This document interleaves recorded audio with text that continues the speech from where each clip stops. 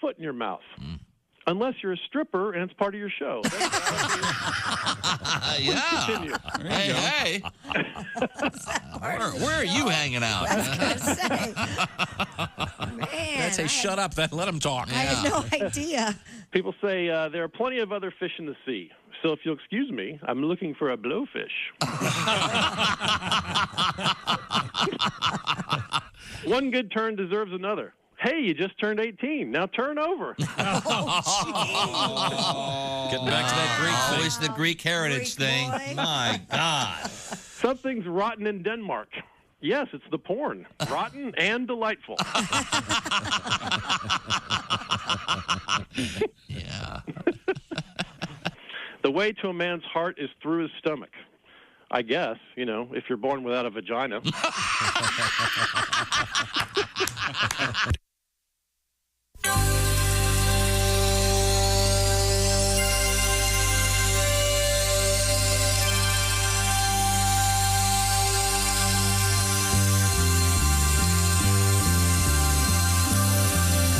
It's the Bob and Tom Show.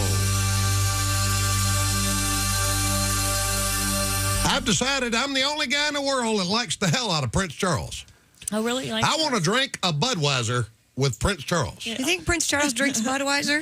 If he hangs out with me, he's going to. Yeah. Well, then he won't do either. And I'm positive that Pat Carlini and Christy both despise Prince Charles.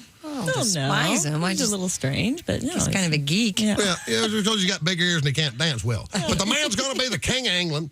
He's going out with his old college girlfriend, Camilla Parker Down Bowles, the ugliest woman in England. So apparently he can see past outside beauty into inner beauty, which makes him one of them Oprah Winfrey sensitive types. Yeah. Right. He could be sleeping with every woman in England. That's true. He's going to be the king of damn England. If I was king of England, I'd be sleeping with every woman in England. I'd be knocking on the door. Fred, go to Home Depot for about an hour. King of England. Good to see you. How you doing? Doug, bring your wife over in a bathing suit. Go with him. Bring me back some pliers. King of England. How you doing? Good to see you. What's the fun of being king of England if you can't sleep with every woman in England? Oh, God. King David in the Bible did that. Remember that? His big sin? He's up on the palace wall. He looks over and sees Bathsheba, the new girl next door, taking a bath on the roof. Boy, look at the breast on her.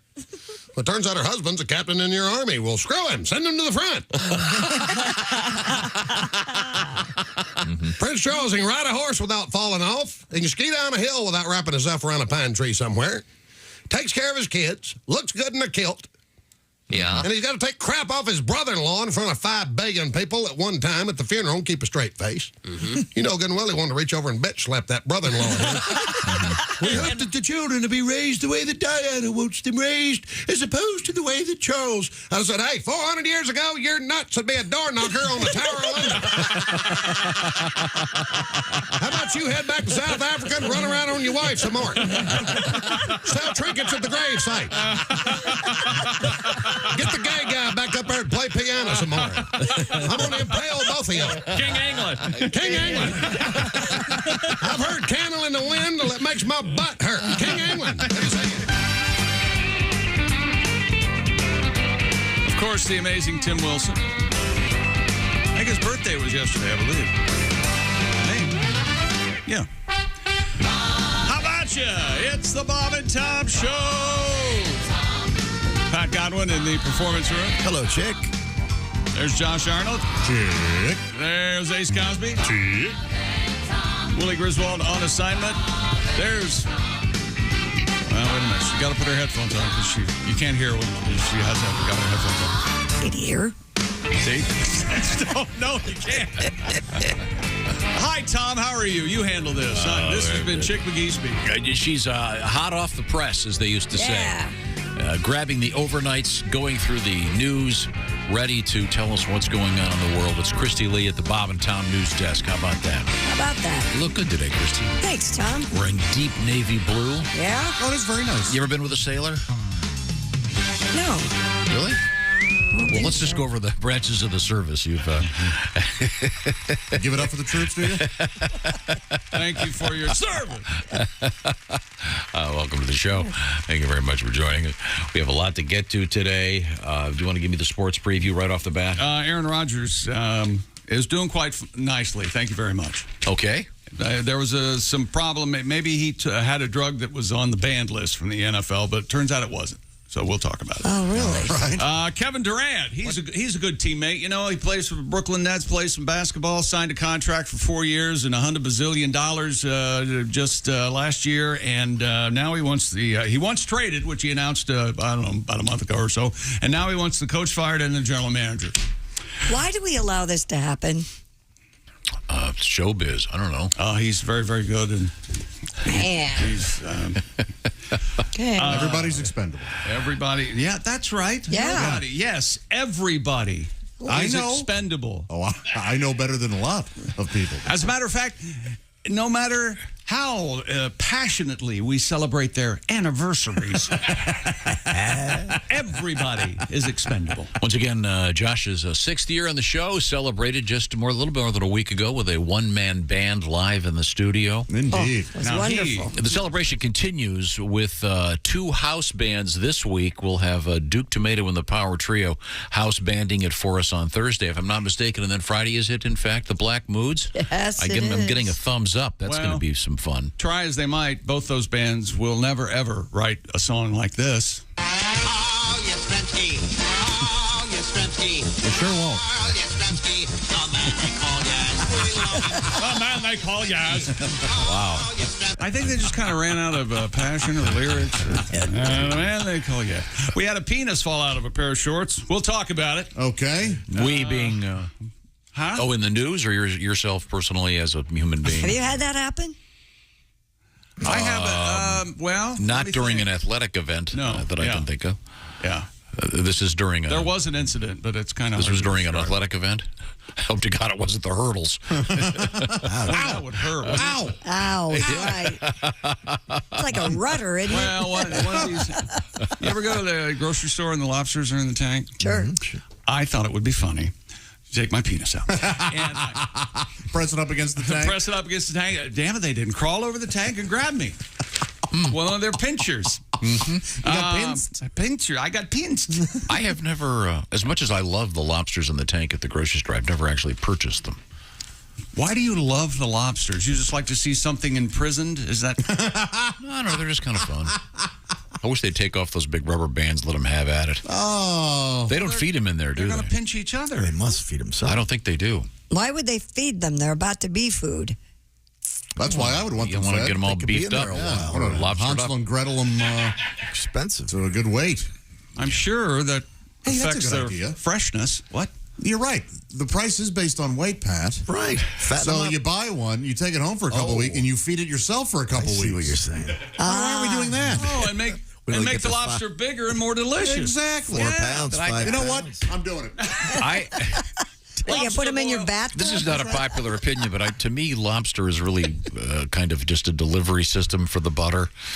Really? I mean, I think the lobster meat itself, I think I don't I use could definitely butter. eat it without the butter. Yeah, I don't use butter. No, it has too trust much me, flavor. There's I too much use the flavor in butter. that, Tom. Wait a minute, Christy, you don't... Too much flavor. I like lobster meat. I don't I like like lobster meat. I like plain popcorn. sweet. It's Less is good. more, but I still I do use the butter, but less is No, more. I did swab it around like you're mopping a floor. And how do you Slurp order your baked potato, Christy? Dry. There it is. No, A I'm dry over that, baked actually. potato. I actually do butter and sour cream now. There we go. Yeah. Go for it. Live. Jumped over the hurdle, so to Okay. speak. Very good. I'm So I'm sorry. noticing So we have a guy chunky- hurdling with his penis Yeah. out. We'll get to that. Well, he may not be hurdling, but he does have No, his he's wiener not out. hurdling. It just came out. Okay. You ever chafe your nipples?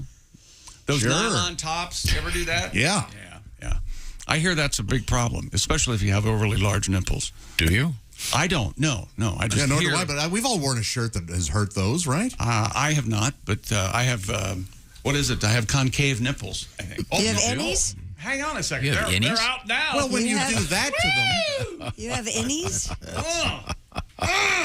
That's a little too much information. Ouch. Josh, would you come over here and smack me in the back of the head? yeah, I'd be happy. Okay. Now, Patty G, Yes, sir. you've been working on some music in there? What do you think? And you know what? what I do when I get It's a secret. I spent 2 hours on nothing. I had a loss here. Well, we'll certainly look forward to that. No, I still got stuff. What do you mean you had a loss? Did you write something and then it deleted, or? No, I think tomorrow or the next day. It's for you, Josh. It's very special. Oh, that's very sweet. Thank Tomorrow you. tomorrow or the next day, it's going to be something. Oh, I still got something for you today. Oh, something really exciting is coming. I don't need it done quickly. I need it done right. Right? Correct. Yeah. Thank you. Coming up in the news, we have news about this. Yep. Of all things. Are you going to? I know you're modest, but you were at one time the number 3 ranked Ms. Pac-Man player in the United States of America. There was the only time I've ever played a video game, that was the one. Ms. Pac-Man. Yeah, killed a lot of hours doing that. All right. Total waste of time. Buckner and/or Garcia haven't passed, have they? No. Okay. Now, people don't realize Buckner and Garcia. Bill Buckner and Jerry Garcia, a rare combination of sports. Which is the worst? That song or that? That one? Really? That Carl Yastrzemski song is terrible. It really is. It is the St. Louis Blues of Boston Athletics. Yeah. It's the Yastrzemski. It's the combination of the terrible voice. I get the awful voice is deliberate, right? It's supposed to sound like that. Maybe the Jimmy Dudley era sports announcer. Everyone talk like this. Whoa. St. Louis Blues. Oh boy. St. Louis Blues. Could they have recorded that on a worse device? I like that keyboard. That must have spent tens of dollars. A cheesy keyboard can be great. Sure. That has, what is it, wow and flutter issues. Yeah. Could we get a better version of that terrible song? No, there is no. No, version. you're going to go over. You're going to go over to the studio and redo it, aren't you? With horns and Steve Ali playing the keyboard. Just for Josh. No, don't do that. Once That would again be- for Josh. We could clean it I up. will write a St. Louis Blues song and we can record that. Coming And up, never we play have it. That. we have skiing in the news in this hot summer. Speaking of hot, we have ghost pepper news in the world record category. Oh, you got Ace's attention. A Field of Dreams update coming up. That big game is just around the corner. Hush. Oh, Okay. All right. Hush, that's enough. And interesting news about the world, about Earth. yeah. Yeah. Yeah, about the shortest day on Earth. Oh, It's kind of scary. That's all coming up. But right now I want to talk about great audio. Speaking thereof, Raycon earbuds. Did I say earbuds? Yeah, you did. Yeah. They're called earbuds. These are earbuds, yeah. And the earbuds, we get love letters. I've got one. Hang on a second. I got a stack of stuff right here. Thank you guys for talking about the Raycons. I had those big name ones before, and my gosh, what a magnificent surprise. I put the new Raycons in my ears. It felt like getting a hug. Comfort beyond anything I've ever used. I use them every day. I work in a loud body shop, and it's good to tune out of what's going on out there and listen to you guys. I love your show. Thank you very much. Mr. Pizzo, he's a lover of the Raycon earbuds. Tell me more. Man, that's a man's job. I work in a body shop. Yeah. it sure is. I would last about 10 minutes in a body shop. Well, it looks like there's more dents in it than when it came in. What's the More and more women are working at body shops, and I say, heck yeah. Yeah? more women? Raycons, everyday earbuds. You know, Tom, they look, feel, and sound better than ever with 3 different sound profiles, and they have those optimized gel tips that fit every ear ever made. And they're comfortable enough for all-day wear while you're working at the body shop. And they do not budge. And Raycon, you also get, listen to these numbers, 8 hours of playtime, 32 hours of battery life. Get all that for half the price of other premium audio brands. It's no wonder Raycon, the everyday earbuds, have over 49,000 5-star reviews. And right now, go to buyraycon.com/Tom and get a swell gift because you know us. 15% off your Raycon order. That's buyraycon.com/Tom. 15% off your Raycons. buyraycon.com/Tom. Thank you very much, Raycon. Now, when we come back, we'll get a little more Raycon love. Oh, that'd be a good song in I got a Raycons. weird cat lady in the news, of course, and more. This is the Bob and Tom Show. Bob and Tom, 24/7. Hey, thanks for listening to the Bob and Tom Show this morning. My name is Mark Allison, and once again, we've got Kostaki Economopoulos on the way on this Tuesday as he looks ahead to the NFL season. Of course, the Hall of Fame game happened, if you weren't paying attention, last Thursday night, and Ace Cosby's Las Vegas Raiders, undefeated, 1-0 in the preseason. Ace is very excited about this for some reason. I guess because he's a Raiders fan, and they have to be excited about something. Right, Ace? At any rate, congratulations to the Raiders and their great win over Jacksonville in the Hall of Fame game. And yes, Kostaki will be here to make fun of your favorite team later this morning right here on Bob and Tom 24/7. Hi, everybody. Christy Lee with your Bob and Tom Entertainment News. Olivia Newton-John, the superstar singer who was everyone's favorite Sandy in Grease, has passed away. She was 73, and her husband says she died Monday at her California ranch, surrounded by friends and family. Newton-John reigned on pop, country, adult contemporary, and dance charts with record sales that topped 100 million. She had 14 top 10 singles just in the U.S.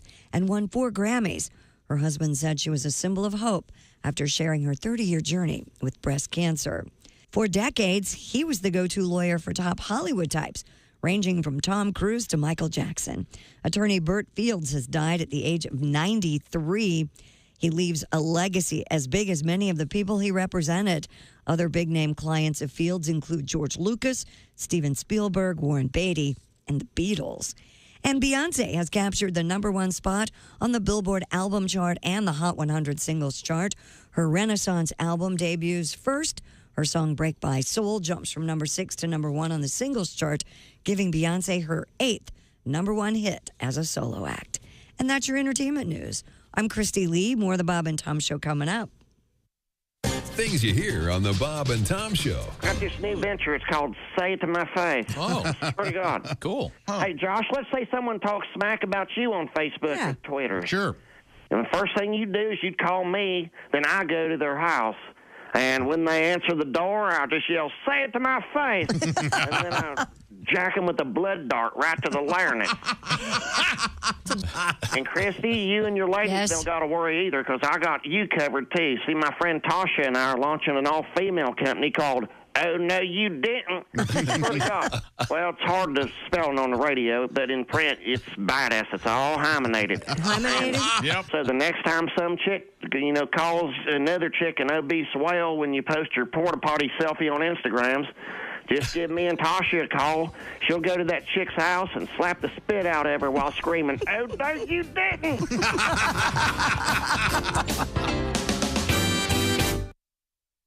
Ladies and gentlemen, Bob and Tom. They tried making me take algebra in high school, too, man. I couldn't even focus on it regular. I got thrown out for laughing because it had the word bra in it. I swear to God. Then they made me take a foreign language, and I picked Spaniard. Miss Rodriguez had the biggest rack and the shortest skirts of all the teachers. Really? I better go. I got to get Whiffy cleaned up. I think I hear the school bus, and heck, he's still up to his ears in Tostitos and log cabin syrup. Oh, jeez. I gotta go. What a breakfast of champions. Bob and Tom in the morning and highlights all day long. The Bob and Tom Show, weekday mornings at 6 a.m. Eastern on Bob and Tom 24/7. Hi, this is Augie Smith. You're listening to Bob and Tom 24/7. Yes, it's time now for another exciting episode. Oh, no. Of Murray Whiskey, Frontier Funeral Director. Oh, no. My hero. In this episode, Murray Whiskey has just gotten married. And he brings his beautiful new wife to their honeymoon room, their suite. Mm-hmm. They're getting undressed on their wedding night there. Murray Whiskey drops his trousers, throws them over to his new little bride. Just put those on. She looks at him incredulously. She says, "Go ahead, put them on." She puts on the trousers. She says, "They're too big. I can't wear these." Murray Whiskey says, "That's right. Remember that. I wear the pants in this family. Don't you ever forget that." She says, "Fine." She takes off her panties. She throws them over to Murray Whiskey. She says, "You put those on." He tries. She says, "You made me do it. You've got to do it." He says, "Okay." So he tries to get them on. Can't do it. He says, "I can't even get these past my thighs." He says, "I can't get into these panties." She says, "Yeah, and until you change your attitude, you're not going to either, partner." A true tale from the Old West. That concludes another exciting episode Murray Whiskey. Whiskey. Frontier pyromaniac over here. What are you? You're lighting up the studio? Yeah, Bob? this thing, it's not working. I'm sorry. Nothing. Just... Brought to you by that new Japanese Jewish restaurant. So sue me. Thank you very much, Murray. Hello. You're listening to Bob and Tom 24/7. This has been Chick McGee speaking. Essential morning radio. All day and all night. Some like bug, some like Schmitz, but for me, it's Bob and Tom 24/7. 24/7. 24/7.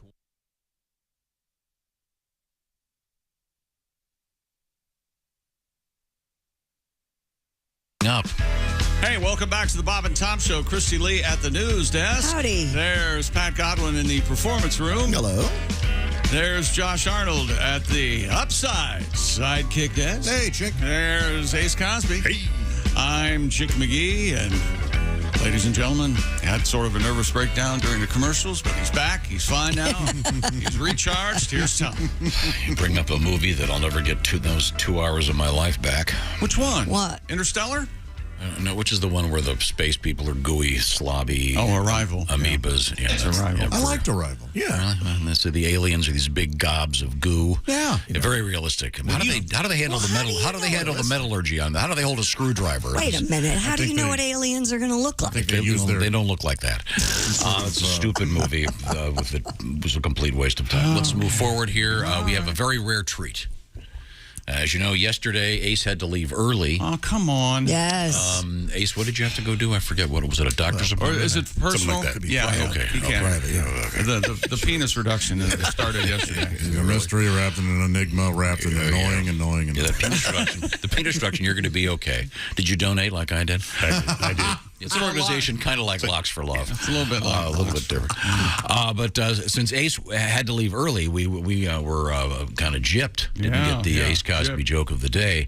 Therefore, today we will be doing a so-called 2 for Tuesday Ace Cosby joke of the day, and I believe it's the time right now. Oh. Yeah. Oh, baby. Where are my girls? Yeah. You want to go girls? No, okay, no, fine. We let Christopher do it yesterday. He hit the wrong button. Did he do my chair joke? Yes, he did. that sexy man with a deep voice. Ace Cosby, here he is with his joke of the day. Now, Josh, you are a cat owner now? Yes. You've learned that cats have 9 lives. Indeed. What has more lives than cats? I don't know what. Frogs. They croak every night. That was Ace Cosby's joke of the day. And they're back every morning. We'll be experiencing another Ace Cosby joke of the day coming up a little bit later on. Thank you very much. That's an interesting philosophy, Tom, that when he fails, you go, well, we'll do it again. As opposed to, well, that was no good. Let's not do that again. Right. Well, I like it. It's a positive. You get up off the horse. Josh, you go back to Toledo all the time. You're right, Ace. I'm saying it's a good mental attitude. And that's a nice segue you've set me up for here. Josh Arnold, this weekend, the Midwestern tour continues. The Fourth Floor Blues Club in Richmond, Indiana, Friday night. Saturday night, it's the American Legion in Martinsville. That will feature Josh Arnold, am I getting this correct? Jeff Oskey, and... Reno Collier. One more stud comedian. It's, of course, Reno Collier. It's the stud comedian tour. There you go. Also, I want to remind you that our friend Greg Warren's going to stop by here Thursday. Terrific. He'll be in Louisville at the Caravan Thursday through Saturday. All right. In Louisville for some great live comedy. When is he coming in? Thursday. I feel in the studio. I feel a little So you something can play coming his on. flute with Duke. Yeah, I can't wait for Flute your flute. Oh, that's right. Got the house band coming in Thursday with Duke Tomato and Friday with the Black Moods. And big news, I have a new improved version of the St. Louis Blues song. What? How's that? St. Louis Blues. It is better. St. Louis Blues. Well, Oh, it is nice. the recording quality is better. That's what I meant. Yeah, the recording quality's better. The song still stinks. No, it's just, I mean, no one, they never play that ever. That's just not a thing. Never, ever? Not since 67 or whenever. Oh, that's right. They played, they like Gloria by... well, that's over. That's stop. you don't want to Put that jinx. away. Yeah, you don't want to... I see. Where'd you get the new copy? Dean put that up there. Okay, very nice. Yeah. Very nice. What else is happening in the world of sports? NFL says that Green Bay Packers quarterback Aaron Rodgers' use of the hallucinogenic drink ayahuasca, I think. Ayahuasca? Mm-hmm. I don't know. I don't know if I can go ayahuasca. During an off-season retreat, recall he told that story. I believe he and Danica Patrick were dating at the time, and they both did it, and they found a new way to love themselves. This is like a psychedelic hallucinogenic drink. Well, what's the problem? The retreat and him taking part in that, there was a question whether it was against the league's drug policy. Leave the guy alone, okay? Let him play football. And it's not considered a violation of the league's drug policy. During a recent appearance on a podcast, Rodgers said he went on Ayahuasca retreat to Peru in 2020. NFL spokesman and toady Brian McCarthy said that it would not have triggered a positive test result on either the substance abuse or performance-enhancing substance abuse policies collectively bargained by the NFL and its Players Association. I always thought a psychedelic drug, I mean, man, what a great player he can be when he looks out there and he sees 10 receivers. There's only 2 guys out there. He's got to pick at least one of them to throw to. How come one of you guys didn't catch it? Aaron, you threw it into the stand. They were purple, man. Nobody really out there, dude.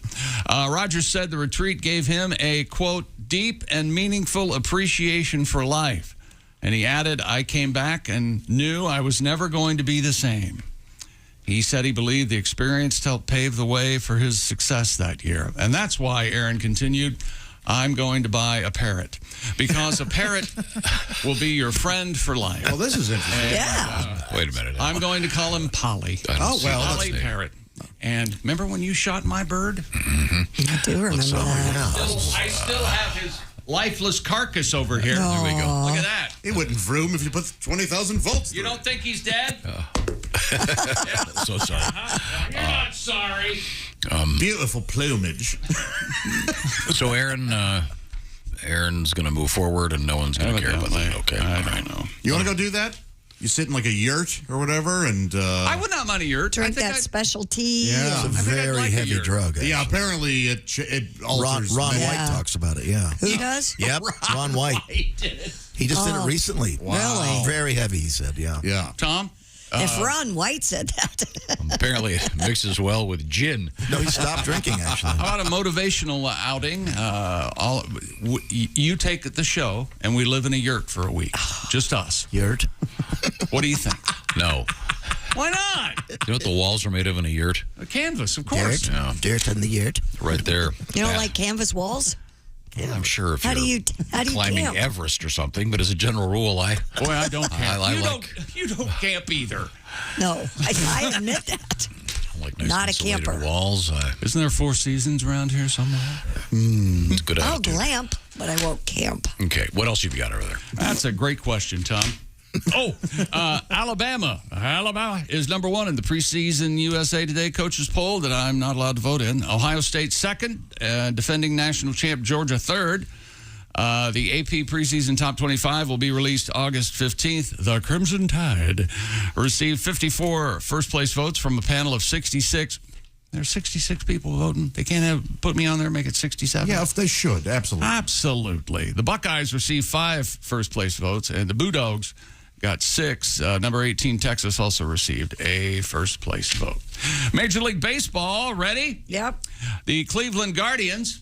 The Guardians have demoted their mascot following what's been a rough 2022 season. Uh-oh. The mascot, named Mustard, has been a part of 50 mascot races at Progressive Field this year, going winless in all 50 contests. Both Ketchup and Onion recorded 25 victories apiece, successfully shutting Mustard out on the scoreboard. I love those races. Oh, the team released a statement. You know what the best one is, though? What the Washington Nationals have the president, have the presidents. Yeah, that's a very good one. Racing with the giant heads. It's like and it's not like the 4 on Mount Rushmore. It's like lesser presidents. Right. This was non-controversial. Exactly. They got to pick presidents no one's ever heard of. The Cleveland Guardians, this is the official news release. Guardians today announced the following roster moves. Optioned Mustard to High A-Lake County. That's a minor league ball club. Mustard, 17, has struggled at historic pace this season, failing to secure a win in any of the first 50 Sugardale hot dog races at Progressive Field. The tantrum-throwing condiment is being sent down to the minor league team, and he'll try to get his mental and physical game back to Major League Baseball level. Okay. This is what you do when your team blows. You try to have a nice distraction, like talking about the mascot. Absolutely. Are they bringing Relish up? No, I don't think. It's just the three of them. I guess Ketchup and Onion are going to have to race against each other. They're not going to bring up another condiment? They normally bring somebody from the stands and have them race, right? Well, coming up, we have actual real news about Mustard. Do they have a hot dog jumping into the bun? Well, that's sexual. It's Freudian, isn't it? Yeah. Yeah. You ever Get your mind out of the gutter, you will ever you? dream, Tom, about a hot dog sliding into a bun? No. I usually have that one about large freight train going into the Lincoln Tunnel. Oh, yeah. And backing up. And going Cream-filled donut. Yeah, okay. You do a cream-filled donut train? Oh, yeah. Okay. I like to get a receipt. Sometimes I have a dream that I'm a donut and Tom's a hot dog. What does that mean? Am I in love with you? Maybe. Either that or stop me. Coming up, we have mustard in the news. There's actually a critical mustard I heard shortage. about that while I was vacationing. Yes. Here's something, a little known fact about Chick McGee. For 2/3 of my life, I loved ketchup. Did not like mustard. Now, mustard. I can't eat ketchup. I love mustard. I love mustard too. Period. And I don't want a shortage. Can't we go back to things that, like shortages of things that don't matter, like baby formula? Oh. Making friends. And now, try putting Josh that on Arnold angers parents. Baby formula's not good on a hot dog? Terrible. You're not a mustard fan, are you? No. Yeah. Oh, I love it. I love all kinds. Spicy. What do you have? What am I asking her for? Ketchup. I doubt it. It's I plain. like ketchup on my hot dog. I do too, and there's nothing wrong with that. I don't get that whole snobbery. Do you eat them? Do you eat them? Abomination. Did you shove them in end to end, or do you eat them corn cob style, just to not put on a show? Nobody eats their hot dog corn cob style. Well, I'm sure there are people that cut them with knife and fork. Wait a minute. Hold it. Hang on. You said when Christy eats a hot dog, she tends to put on a show? Is that what you said? Oh, yeah. That's me. With maybe some sexy music in the background and maybe a fan as she puts her hand on back of her head. This is me and you later. So sorry. I'm tired today. It's all right. Okay. What else? You're allowed. We got the Field of Dreams story, Tom. You want to talk about it? Yeah, Let's talk about it. Well, they don't really play on the field. Right. No, they play adjacent, and it really makes me mad. No, they don't want to ruin the field. Well, that's ridiculous. Then it's not the... This is like saying we're going to play at Yankee Stadium in the parking lot. They won't let us on the field. Right? I would watch that.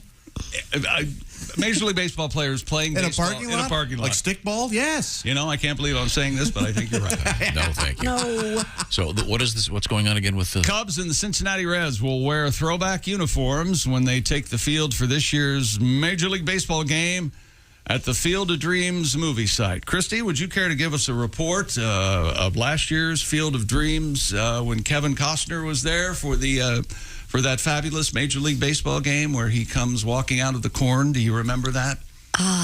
Yeah, there it is. She liked that stuff very much. Yeah, it was very sweet. She likes the KC. The old uniforms are cool. I like that. Yeah, they are cool. The dream of it's the Cubs and the Reds, right? Mm-hmm. Yeah. So they're both dreaming of trying to crack 500. Well, both teams have won the World Series. Well, sure they did, but not now. Not this year. Well, they don't win every year. Everyone doesn't win every year. They're dreaming of a winning record, is what they're... We can't always be winners. Whose side are you on here? Do you remember the Kevin Costner? He was coming out of the corn and it took forever. Yeah. It was so dramatic. It had the handheld, is this heaven? All right. No, it's a cornfield, okay? And they want to sell T-shirts. Let's move along. He thought he was in Yellowstone. He was lost. Okay, well, Man, I love that show. God, I do too. Brian Bingham. Oh, he's great. Oh. Major League Baseball unveiled the uniforms for Thursday's game, which will take place in a specially constructed stadium located near the Dyersville, Iowa Diamond from the 1989 movie. I think it's cool. Why don't they play on the diamond again? I missed that. Well, they'd have to like change the whole diamond. It's not regulation. Yeah, and it's not big enough. I think this is a great move. You go before or after you see the game, or the day before, or the day after, you go see the Field of Dreams. It's the same size as Yankee Stadium is right now. That short porch of 220 feet. You think that's why Aaron Judge is hitting home runs? Yeah. Oh, sorry. You know what the key to Field of Dreams is? What? That the wife immediately agrees with whatever. He goes, honey, I heard some voices. I'm going to build a baseball field. Okay. Like there's no argument at all. It's sort of like a porno movie. You never hear the word no in a porn movie. Well, the ramifications of that are not pleasant. Ram is the key word. Well, look what I found in the garage, honey. Oh, boy, I'll take that in. That would go over with an average wife like a turd in a punch bowl. Now, I've got I've been rereading the great book Ball 4 by Jim Bouton. Yeah. Probably just listening. First time hearing about it. No, it's the best. I doubt you're flipping pages. It's the best. But I mentioned this before, and I couldn't remember the details, so I dug up the quote. Oh, yeah, please. Gary Bell was nicknamed Ding Dong. And Ding Dong is what the ball players would holler when someone got hit in the cup. Ouch. The cups at that time were metal inserts that fit inside the jockstrap. When a baseball hits one, it's called ringing the bell. Wow. And it hurts like hell. It must. When you're in the outfield or in the dugout, no matter how far away a guy gets, you can hear it. Ding dong. That's Jim Bouton, a quote from Ball 4.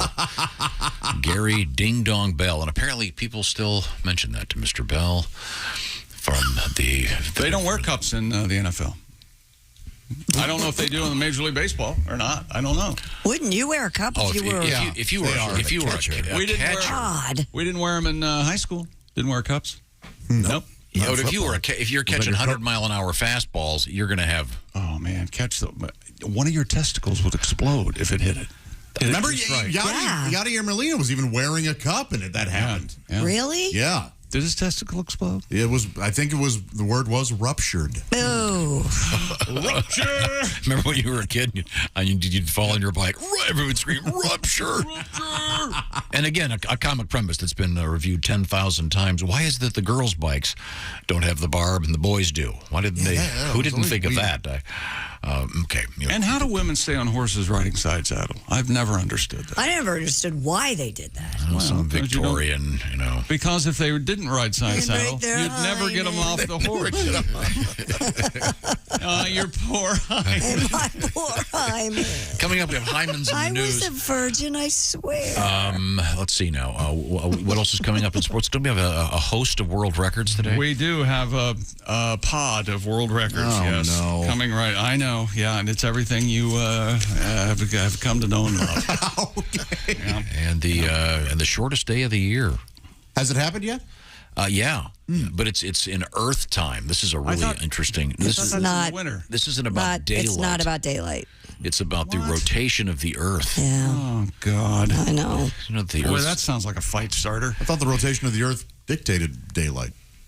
Well, this is very complicated. We'll get to it when it comes up. We also have a guy schlong falling out of his shorts Stop! in a track meet. Well, again, I'm just hoping it wasn't the hurdles.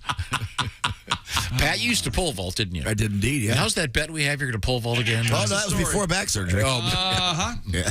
Okay, fine. And I hope it wasn't a relay race either. No, grab the baton. I can see you're happy to be on the third leg of the relay race.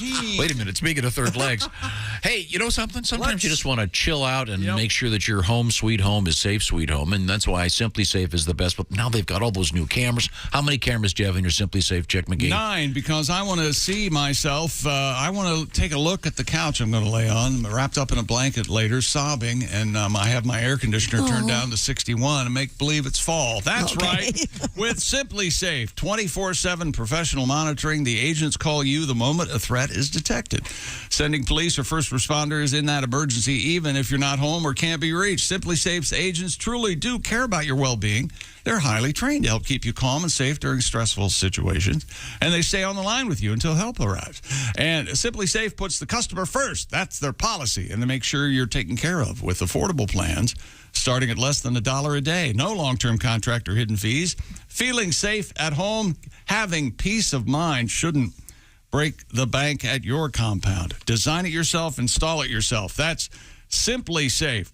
Go to simplysafetom.com right now and claim a free indoor security camera plus 20% off with interactive monitoring. That's simplysafetom.com. This is the most obscure reason to get a Simply Safe. What?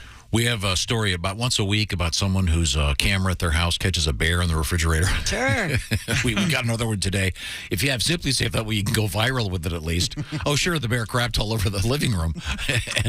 But we got this really cool video, and now we're almost famous.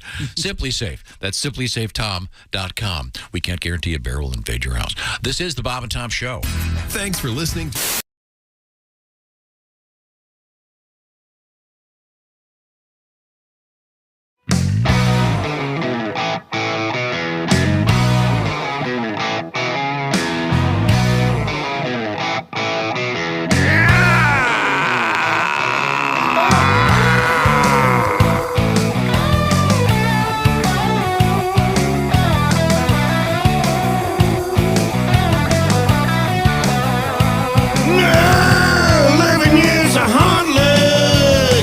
Working for Randy from Illinois, yeah, all the way to security.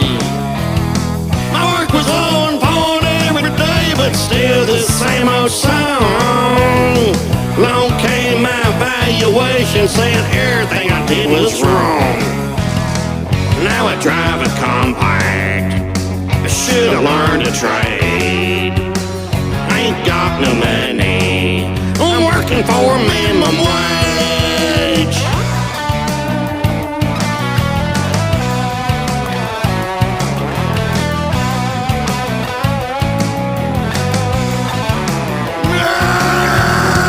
Learn 1,000 reasons, but still no raise.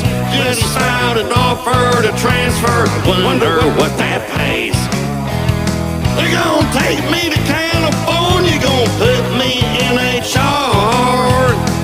Just pay me a boatload of money on escape to Pigeon Forge. Swear to God, now I drive a compact. I should've learned a trade. I ain't got no money. I'm working for minimum wage.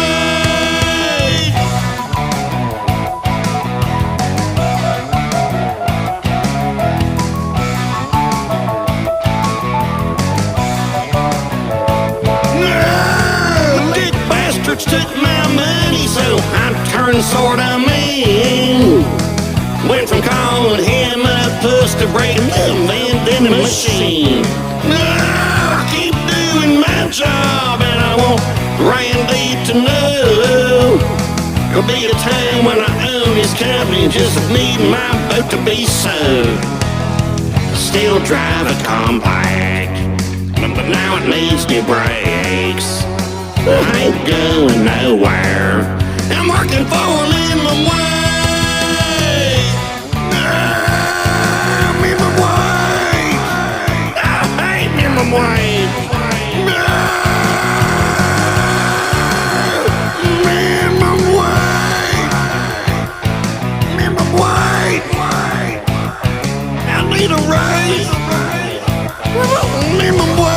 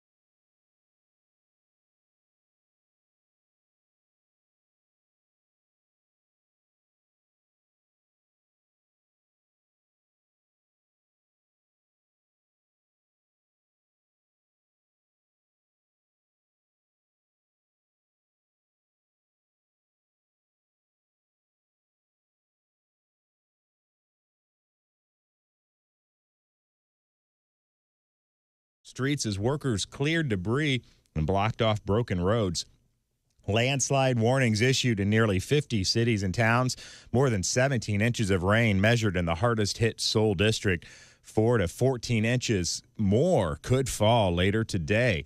North Korea also warned of heavy rain and urged action to prevent flooding in the capital. And that's a look at things you may have missed. More of the Bob and Tom Show coming up.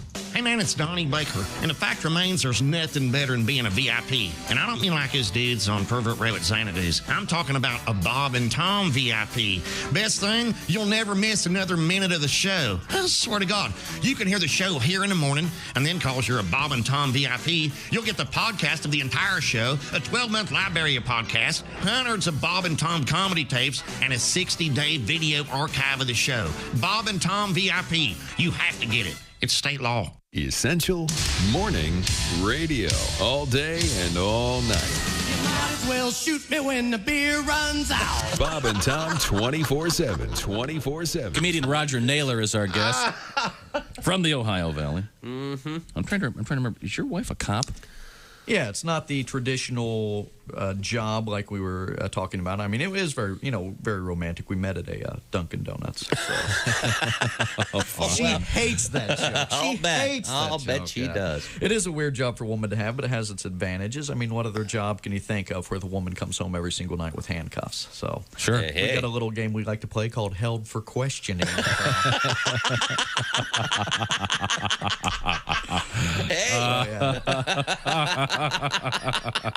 On the downside, my wife carries a gun. Oh, good point. Which makes PMS a whole different ball game at my house.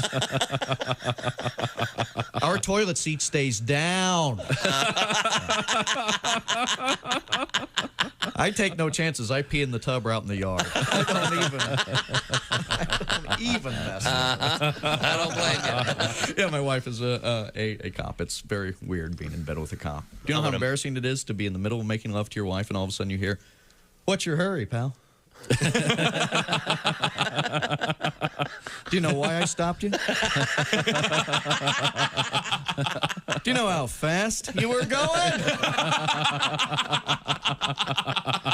I gotta wear a radar detector on my wiener. It's a fuzz buster. Bravo! Hey, man, this is Donnie Baker, and this is Bob and Tom 24/7. I swear to God it is. That's like all day and most of the night. Essential. I found out how you can see it all. Hey, welcome back to the Bob and Tom Show. Christy Lee at the news desk. Hey, Chick. There's Pat Godwin in the performance room. Hi, Chick. There's Josh Arnold in the sidekick chair. Chick. Brought to you by Upside. Look at him over there. He's always up. That's right. That's right. There's Ace Cosby manning the track phone hotline hot phone. I'm Chick McGee, and here's Tom. Okay, this is for you, Chick. All right, sir, go. I don't think anyone else will get. You might get this, Ace. Now that I think about it, we're talking about things that maybe Grandpa said. This one is really obscure. My grandpa used to say when he would see what he thought was an attractive girl, but wasn't when he got closer, she was a Tom Dempsey. Do you know what that means? Nope. She's a foot and a half? I don't know. Anyone in class? Was Tom Dempsey not very good looking? Tom Dempsey famously kicked. He's the guy that had his part of his foot. Part of his foot had been removed, so the I don't know if that was a birth defect or an accident. Maybe it wasn't. How do I describe this? Imagine if you chopped your foot in half so that the face of where the toes would be was a larger area. And he had specially made kicking shoes. So he was kind of. That seems like an advantage to me. Yeah, and I'm not sure if that would even be legal today. I'm not sure that what they would do. But so what does it mean when his grandpa would say she's a Tom Dempsey? She was good looking from 63 yards. At the time, that was the record for the longest field goal. Yeah, that's kind of a nice homespun, mean. I've heard she's a Bengal. What does that mean? Nice uniform, ugly helmet. Oh. That's funny. Same theme. Yeah, that's right. And is the Tom Dempsey record gone? Yeah, I think Justin Tucker's 66 is now the official record from the Ravens. Okay, good. Well, remember he hit the bottom crossbar and beating the Lions. Because the Lions haven't been through enough. Yeah. Well, they're on Hard Knocks. Hard Knocks tonight. Yeah. Hard Knocks starts tonight, Tom, with the Detroit Lions. Okay. You going to be there? I will not. Okay. Fair enough. Got a lot going on. At least you're honest. Now, we have Chick McGee at the sports desk. Have we missed anything else? This just in, an Italian athlete placed last in a race due to an unfortunate wardrobe malfunction, it says here. Alberto Donino's penis kept falling out of his shorts as he was competing in the decathlon event at the World Athletics U20 Championship. The decathlon, which event was it? God, I hope to God it wasn't the high jump. Oh. He was seen struggling throughout the race. Oh, this is during the race. Okay, sorry. Clearly trying to adjust his shorts. Nonino ultimately finished the race in last place. Am I a wiener? It won't stay in the short. The 18-year-old later wrote on his Instagram, I'm trying to laugh about it now, but immediately afterwards I felt terrible, and I'm thankful to my friends and family for helping me get over what happened a few hours later. According to Spanish sports journalist David Sanchez de Castro, they tweeted footage of Nonino's struggles trying to keep his penis in his shorts and noted his penis escaped out of the side of his shorts and he had to hold it because it wasn't allowing him to run properly, which is normal when your dongle is swinging from side to side. Ah, that's what the guy says? Your dongle? A dongle. I like that. I heard dinkus. Yeah. That's what I was told to call it when I was a kid. A dinkus? Dinkus. So, wouldn't this be the kind of thing you'd fix during practice? Wouldn't you notice that he was flying out? Isn't that what a jockstrap is for in the cup? Sure. That's what I thought. I thought keep everything in place. Yeah. Like an anaconda pressed and up again, against as Josh went, lucky it wasn't the relay. Yeah. No, grab the baton. The baton! Anzio. That's no baton. Ironically, he was running the third leg. Okay, well, good for him. That is solid. Mm-hmm. Again, it would have been very bad, very painful if it had been the hurdles. That's all I'm saying. Yeah. Those guys, those are athletes. They're on the hurdles, right? Oh, for Pete's sake. Holy hell. Well, for anything Italian, we bring in my friend. Do you want to hear from my friend, Luigi Accusatore? Does Luigi Accusatore have his girlfriend in there? No, she could not make it. Hey, everybody. Thank goodness. She's got monkeypox, could not get on a flight. Oh, Gina Statutori. I'm going to find out how she got a Gina monkeypox. Statutori can't be. Gina Statutori, yes. How about this poor unfortunate runner? Man, I love this setting. It's called the concertina. Damn right it is. Very special accordion. Hey, when you run into the race and it flops out of place, that's unfortunate. If you dress in the dark, you don't forget your jock. That's elementary. Cover up your thing, cup your ding-a-ling. It's gonna sting if it slaps on your Lego. Right, Joshy? Girls are gonna laugh at a tiny staff and shout out, that noodle could use a little prego. That's what I mean. But when you running down the street and out comes your meat, like I said, that's unfortunate. But it's worse if the girls point at your penny and say, that's not al dente. All right. I'll see you guys later. I got to run. Thank you. Give our best to Gino Statutori. Hey. Okay. Wow. No, that's not Gino Statutori. Is that Gino Statutori? That's his girlfriend. Yeah, Gina. Yeah, Gina. Oh, sorry. I don't care. I call her whatever I want. She still comes. You know what I'm saying, chick? I hear you. We got world records. By the way, the guy came in last place, though. Yes. Was he disqualified, or he just couldn't run that fast because of the wang? Yeah, apparently he couldn't finish that particular leg, if you will. His penis got a participation ribbon, though. Oh yeah, they always do that. Yeah. Everybody gets a ribbon. Yeah, I remember when I was a kid, our penile never got participated. It was just either won or you lost. What was your best sport, Josh? And as a kid, soccer. Okay. Yeah. You don't seem very enthusiastic about that. Were you a defender, or were you? Yeah, mostly. Yeah, mostly fullback, halfback, and then I was occasionally like in a wing if necessary. If the other wingers were sick. Usually. Okay. Yeah. All right. Very good. Chick McGee, of course, famous for his high school football team. Weren't they undefeated? Yes, 10-0. And yours too, right? Right, Pat? 11-0 my sophomore year. Yeah. That's what I meant to say. 11-0. I'm just telling the truth here. Did you play? Yeah, started that year. You started in the state championship team? Special teams. I ran down and tackled people in the kickoff. Hang on. That's not starting. He's on But special. still, I mean, special teams are I important. got a letter, yeah. Well, good for you. I did not start, but I scored a 2-point conversion. Nice. That's right. In the last game of the season. I only scored one goal in my soccer career. I still did not get laid. Oh. Did you get a letter? Well, that's... I did. I got a letter. Yeah. I don't know what I did with my jacket. That's kind of a bummer. I don't know. Can they get you a new one? Would you wear it? No. Okay. Yes. Good to know. Yes, I would. Now, coming up, we have interesting news about mustard. Also, mustard got sent down. It's mustard day here on the boat. Okay. Yeah. Also, we have a guy that was afraid to tell his wife about something. How do you feel about honey mustard? Are you on board? Yeah, I am on board with that. It's very, very tasty. All right. And also, we have a world record involving ghost chili peppers. Yikes. Real dumb. Okay, this is the Bob and Tom Show. Become a Bob and Tom VIP and get your Bob and Tom fix 24/7. Get all the info in the VIP area at bobandtom.com.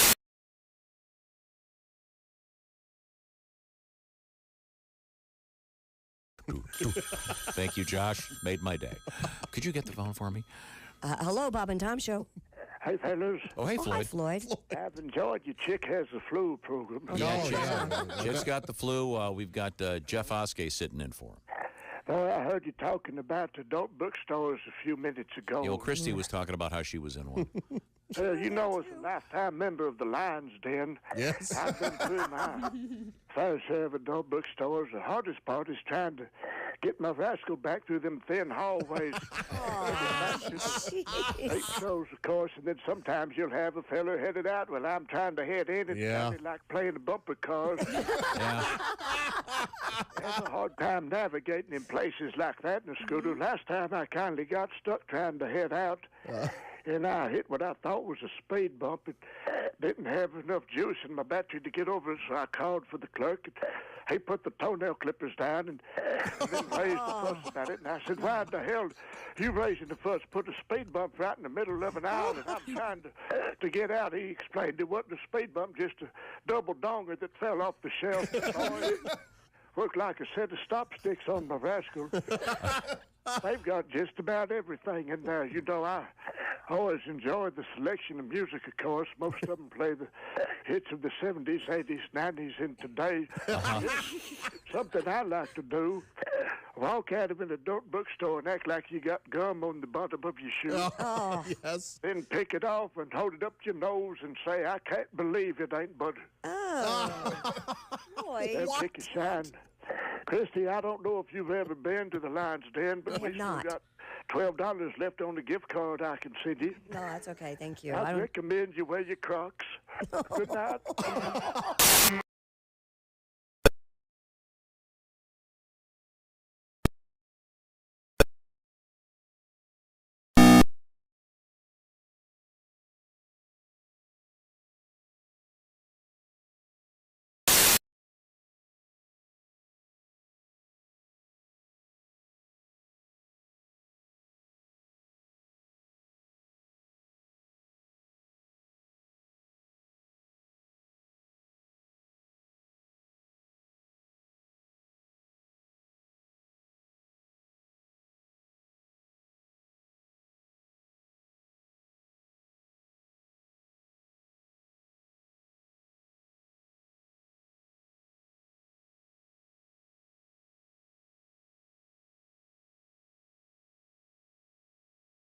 The defending Super Bowl champions, will they win it again?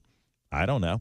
Do I care? I do. I enjoy the NFL almost as much as life itself, but I enjoy life itself much more, as you should as well. But Kostaki will be here to talk about the NFL, and you should stick around. It's going to be fun.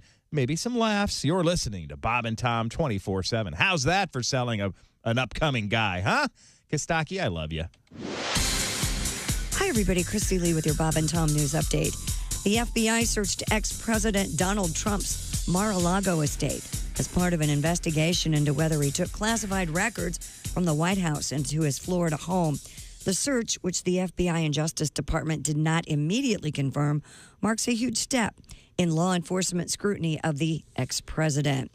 Twitter is reporting it doesn't know how many anonymous account owners were affected by an exploit of its software or where the victims are, but the effect of the electronic exploit global. The exploit lets users set a login if a particular phone number or email address is tied to an existing Twitter account. That's troubling to those who want to shield their accounts. Twitter says it's trying to reach those who might be affected by that breach. And after the disruption of online learning, first-year college students are arriving on U.S. campuses unprepared for the demands of college-level work, according to experts. Colleges from New Jersey all the way to California have expanded summer bridge programs aiming to get students up to speed in math and English before they arrive on campus. Experts say it's clear remote instruction caused learning setbacks and the stakes are high. Research shows students who start college a step behind are less likely to graduate. And that's your news. I'm Christy Lee. More of the Bob and Tom Show on the way. This is Bob and Tom 24/7, 24/7, 24/7, 24/7. With us in the studio, comedian Doug Stanhope. I wanted to talk about something fairly mundane, actually, with Doug. You hate baseball. Am I correct? Baseball players always, they look like cops so much. They're so... No, they're so joyless. Are you out of your mind? But no, you watch any other sport and they're happy and they're pumping up the crowd, they're high-fiving. And baseball guys, they just look so joyless and smug, and they just sit there in the dugout and they look like cops. You know how someone gets pulled over, they have no registration, and you need 9 officers, and they all stand around with their arms crossed and self-important looking. No joy in their face. So what do you do during? Because I can tell you love. I mean, football I'll so bet much. on baseball because I think that's the only reason people watch it is because it's the only thing on in the summer. I hate the Yankees. That's the only reason I watch baseball is to hope the Yankees lose, and I guess that's probably a miserable. Just because they buy their team and their fans are so obnoxious. Like if you're gonna just be cheering in the stands, pick an underdog and have some character. If you have money on the game, it's different. That's like having stock in a company. Yeah. But if you're just gonna be a loudmouth, beer-fueled ass bag in the stands, pick the underdog. Rooting for the Yankees is like going to a casino and cheering for the house. You're already supposed to win. You're standing behind the blackjack table going, "Oh, dealer busted your ass, bitch. Oh, that's my dealer. I got my dealer jersey on." Hi, fellas. This is Floyd Tucker, the over-the-road trucker. This is Bob and Tom's program, 24/7. Comedian Diana Jordan is here with us. Now, can I ask you something? Yeah. Since you've been here last, have you had any augmentation of any kind? No. Okay. Must be. I'm wearing the Wonder Bra. Is that? Are you kidding? No. I just showed it. Impressive. Yeah. They call it the Wonder Bra because when you take it off, the guy wonders where in the hell you're. Hey, it's Roy Wood Jr. You're listening to Bob and Tom 24/7. Bob. Secret about winning. Welcome back to the Bob and Tom Show. Christy Lee at the news desk. Chicky. You all right? The eyelash in your eye, buddy? Something just flew in my eye. Oh. That's like a plague. It's like God making me want to go home or something, or whatever God you would. There's Pat Godwin in the performance room. Hi, Chick McGee. There's Josh Arnold at the upside sidekick desk. Chick. There's Ace Cosby. Chick. Willie Griswold still on assignment. I'm Chick McGee, and here's Tom. Thank you very much, Chick. You're welcome. Now, we have a number of things to get to in the world of sports. Also, Pat, I certainly enjoyed that song. Oh, thank you. And I have a request here, sometime later in the show, your new tribute to your lady friend. Okay, glad to do that. Yeah.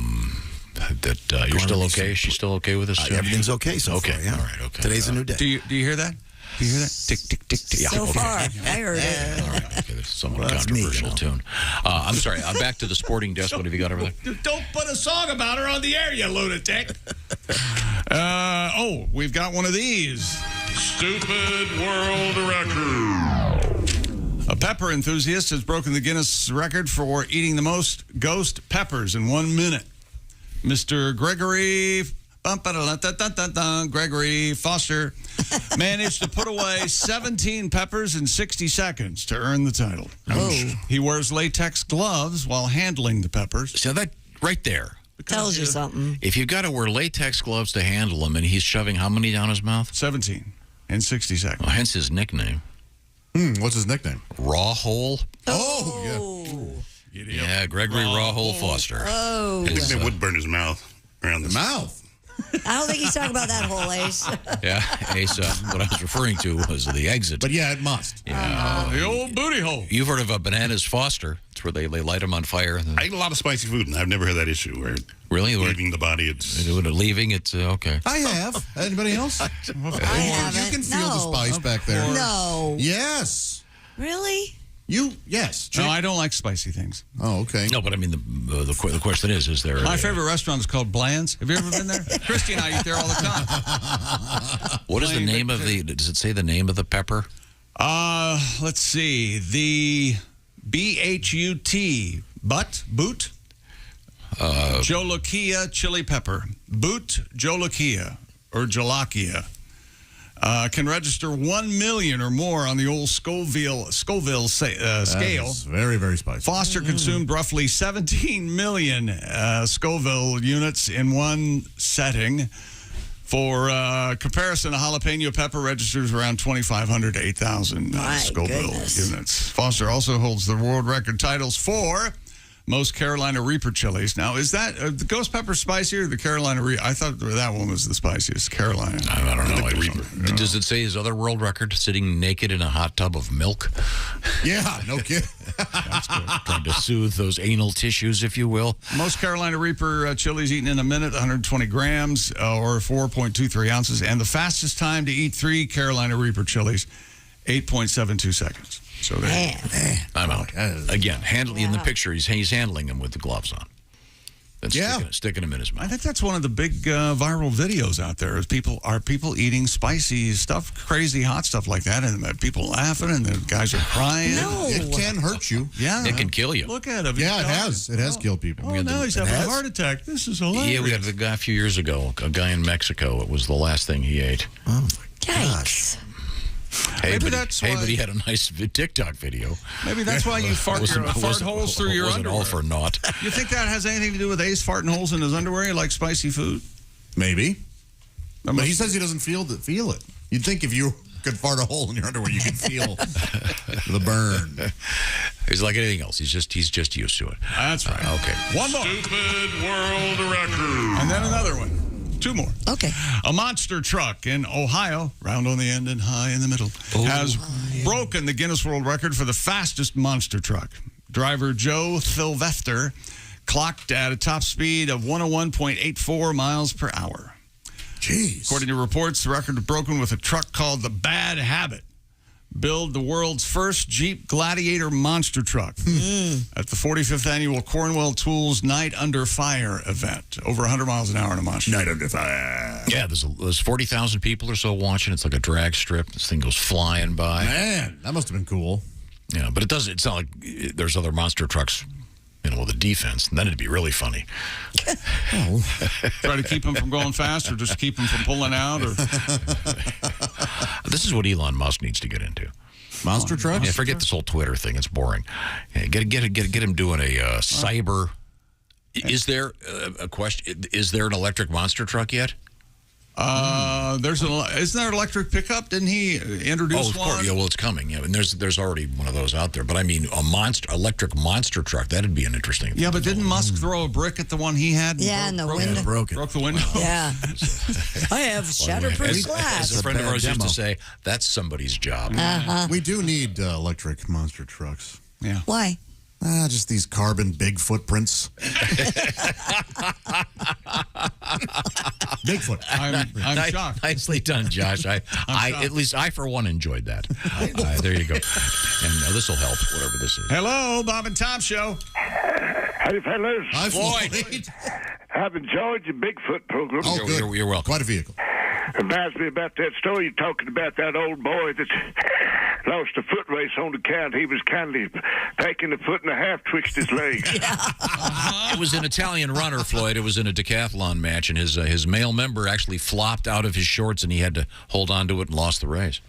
That's a Bigfoot sighting, if you ask me. Sounds to me like he should have been a truck driver. Oh, really? On the county's Peterbilt. There you go. I don't know about you boys, but I couldn't afford a hog that size. Sounds like it was so big he probably had to feed it stew.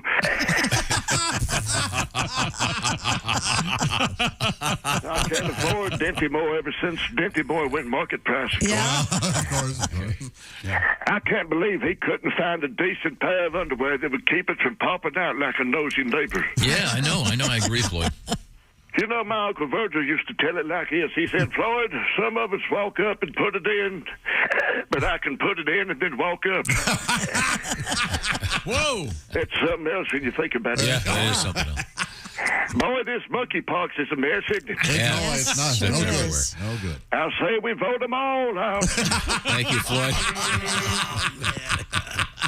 So it was so big you had to feed it stew. That's what he said. That is That's a large. that is some poetry, my friend. Oh boy! Thank you, Floyd. It's always nice to hear from Floyd Tucker. Stupid world. We got another one. One more. Someone tell me if there is an electric monster truck, please. I'll look it up. And would there be an advantage to that, or would that be? I'm not sure. Go ahead. Our boy David Rush has broken the Guinness World Record for the most volleyball touches with alternate wrists in 1 minute. Let me read that again. Oh boy! The Guinness World Record for the most volleyball touches with alternate wrists in 1 minute. Now, the best part of this is there's an audience of kids watching. Is that right? Is that the best part? Are they amused at all? I don't think so. Does he? Is it like you hit the volleyball? He's got a volleyball, and you put one wrist on top of the imagine other? he was holding it out with his hands in front of himself. Right. And then he kind of scoots it back and just moves his arms up and down so the volleyball's going back and forth between. That's ridiculous. It sure is. Yeah, There's an electric Bigfoot, by the way. There is? Yes, Okay, cool. there is. This record sucks. Yeah, it's bad. Yeah, it's the thing about it is I would think the kids would want to see some cool record with throwing stuff like axes or darts or juggling chainsaws.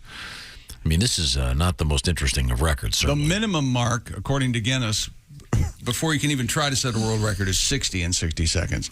David Rush managed to set a new record. Yeah. 515 hits in 60 seconds. Well, now, I mean, that is impressive. How the hell did he do that? Crazy. He's just bouncing it back and forth with his arm. It's just not.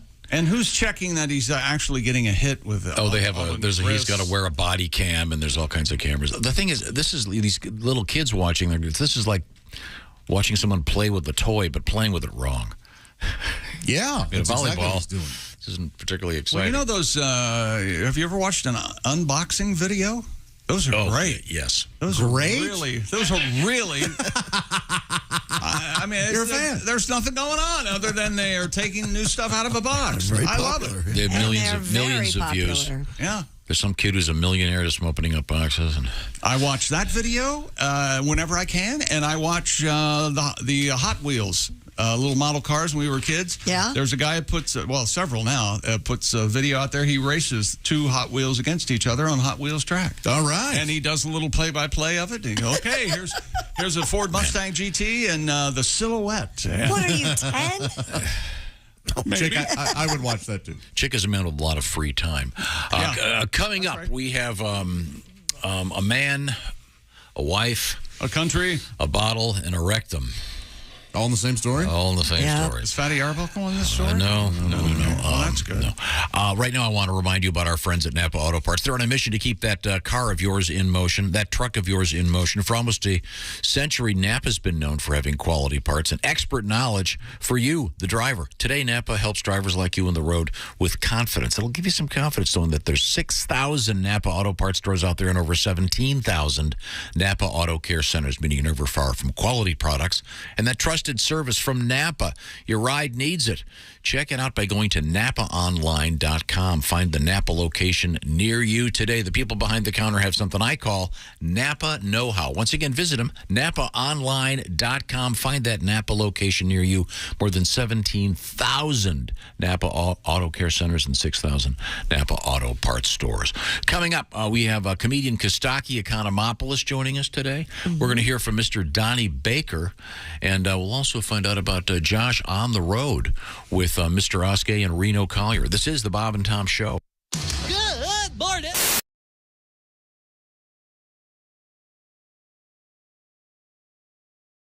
Story out of Japan about a product that they sell. They're called Panty Scrunchies. Right. Here's the story. It's in Japanese, apparently. It's pantsu sushu, or shushu, S-H-U-S-H-U, which translates, according to this news account, as panty scrunchies. They're tiny panties that, when tied, they turn into scrunchies. And according to this, they're just over $6 American. And I looked at those online, Mm-hmm. and I think I said even back a couple of weeks ago, I go, well, that's just like every other pair of thongs in my drawer. You could just make any pair of So if you were panties in a into pinch, a scrunchie. in a pinch, if you needed to have a ponytail holder, I could grab a pair of. and as I point out, you'd be like a slutty magician all of a sudden.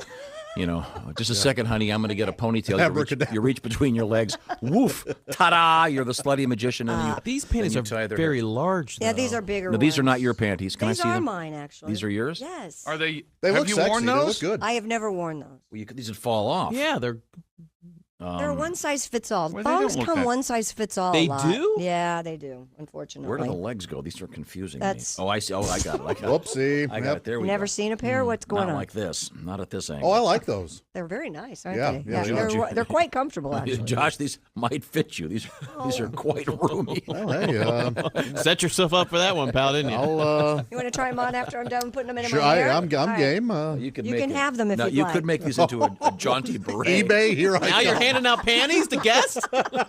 All guests in the Bob and Tom show received monogram Bob and Tom. You cannot I do have Bob and Tom. I do have a Bob and Tom to thong give in you an the idea, other these are room. this is actually falling off my head. Oh, yeah. Well, you Really didn't scrunch something. it. Yeah, Well, you you're didn't. not making it a scrunchie. You're making it a beret. Look at That's this. totally different. I mean, there's room for Seriously. There's room for a large woman. A four-yoker in there.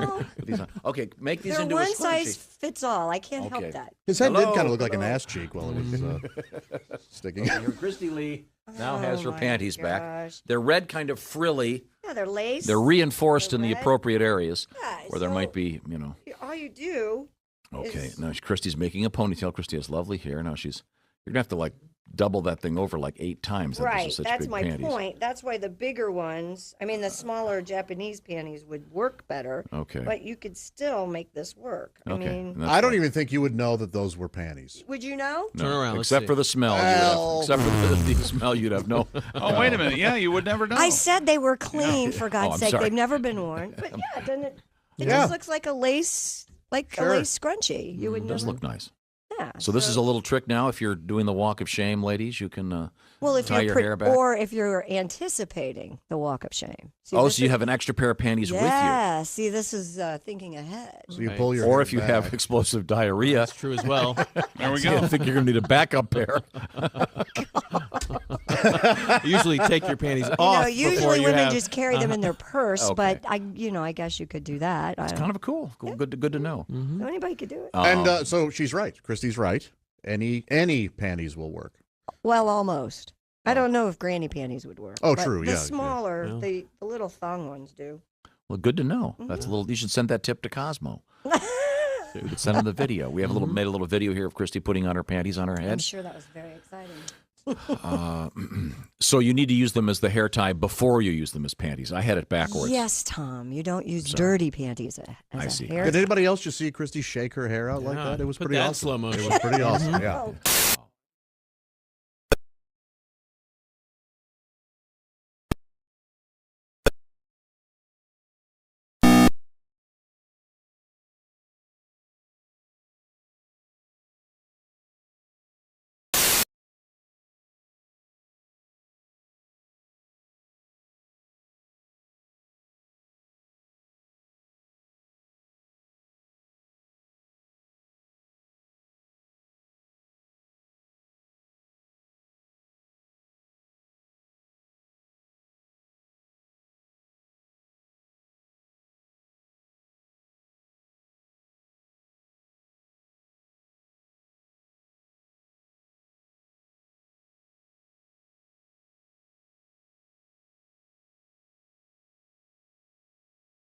Dispensers and even plug-in devices that temporarily mask the smells in your home. Nothing seems to work.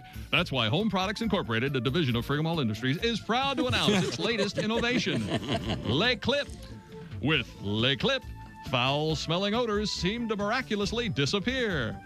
Simply put Le Clip over your nose and the nose of visitors to your home and see what a difference it can make.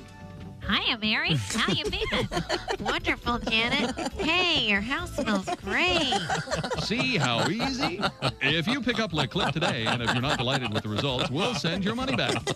Le Clip, by the same company that brought you Le Blindfold, the product that makes messy, cluttered homes look more neat and organized. Gosh, honey, the house has never looked better. Le Blindfold and Le Clip. Pick yours up today. Okay. Thanks for listening to Bob and Tom 24/7. Bob and Tom. 5, 4, 3, 2. Hey, welcome back to the Bob and Tom Show. At the news desk, Christy Lee. Yeah. In the performance room, Pat Godwin. I'm right here. There's Josh Arnold at the Upside Sidekick desk. Hey. There's Ace Cosby. Howdy. I'm Chick McGee, and here's Tom. Just watching that video of the guy in Italy. Yeah, I watched it. Really? Yeah. Once again, this guy's in a decathlon. He's in one of the races, and his male member keeps falling out of his shorts. You know, keeps grabbing it. At the World Athletics U20 Championship. I'm reasonably sure this last combine, the NFL players in Indianapolis, a gentleman started to run the 40-yard dash, and his wang came out. Yeah, and I've heard of winning by a nose, but he and I don't want to make any judgments, but it looked like he was going to be in the league for 11, 12 years. Oh, wow. Christy, how was the video of the Italian man? Couldn't see much. Oh. He just got his hand there. I see. He's hanging on to it. Well, yeah. He don't want anybody else to see it. It's not going to come off. No, it's just he doesn't want it to be flopping around before he hits that next hurdle. What?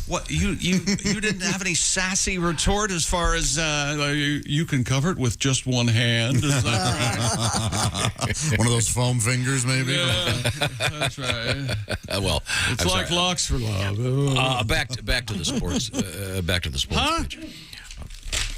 Dear Chick, this is true. This is my last sports story. I'm going to indulge myself. Thank you. All right. Well, you've earned it. Dear Chick, if you enjoy watching videos of Hot Wheels racing, and I do, this is Jeremy. He recommends marble runs on YouTube. Oh, have you seen the marbles racing? No, but These are amazing. Do you guys ever go out of your house? Are they on a track? They make tracks for them, and the ones I've seen are like dirt, and they chisel out these lanes for the marbles. And well, I've got to watch some. So it's not like Mousetrap where it has all kinds of different. Yes, it is. But you guys poo-pooed the Domino's artworks where they have massive numbers of dominoes, and Domino's. I always like those. Marble Run is crazy good. Marbles racing along various specially constructed tracks with race commentary. I agree with Jeremy. It's oddly compelling. I'm sure it is. Jeremy says thank you for years of laughs. Well, thanks. You're welcome, Jeremy. That's I don't very know if kind I of had you. anything to do with it. And is that sports? Can you get that? Hello, Bob and Tom Show. Hey, Bob and Tom, it's Donnie Baker. How are you, Donnie? I'm good. I'm pretty much over Christy bragging about that Italian from Italy who was packing a hammer in a foot race. Whatever. You know what? I'll check him right now. You can have a photo finish, and I bet you $30 I'll win by a nose. Really? I swear to God. You know what, though? I ain't looking forward to tonight, and today's already ruined to start with. How come? My Uncle Sonny with a Y, he's making me go with him to some vinyl record store. Oh, that can be fun. Yeah. No, talk about living in the past, Josh. It's like you ain't never heard about cassette tapes. I swear to God. Because cassettes are way more convenient and they last forever. And they're it's the only way to make a mixtape that's guaranteed to be a panty dropper, Christy. Now that's true. Yeah, first time I got it on with Patty Ferguson was after she heard the mixtape I made for her. What was on it? I think it was the combination of Molly Hatchett's Gator Country, segueing into Footprints in the Sand,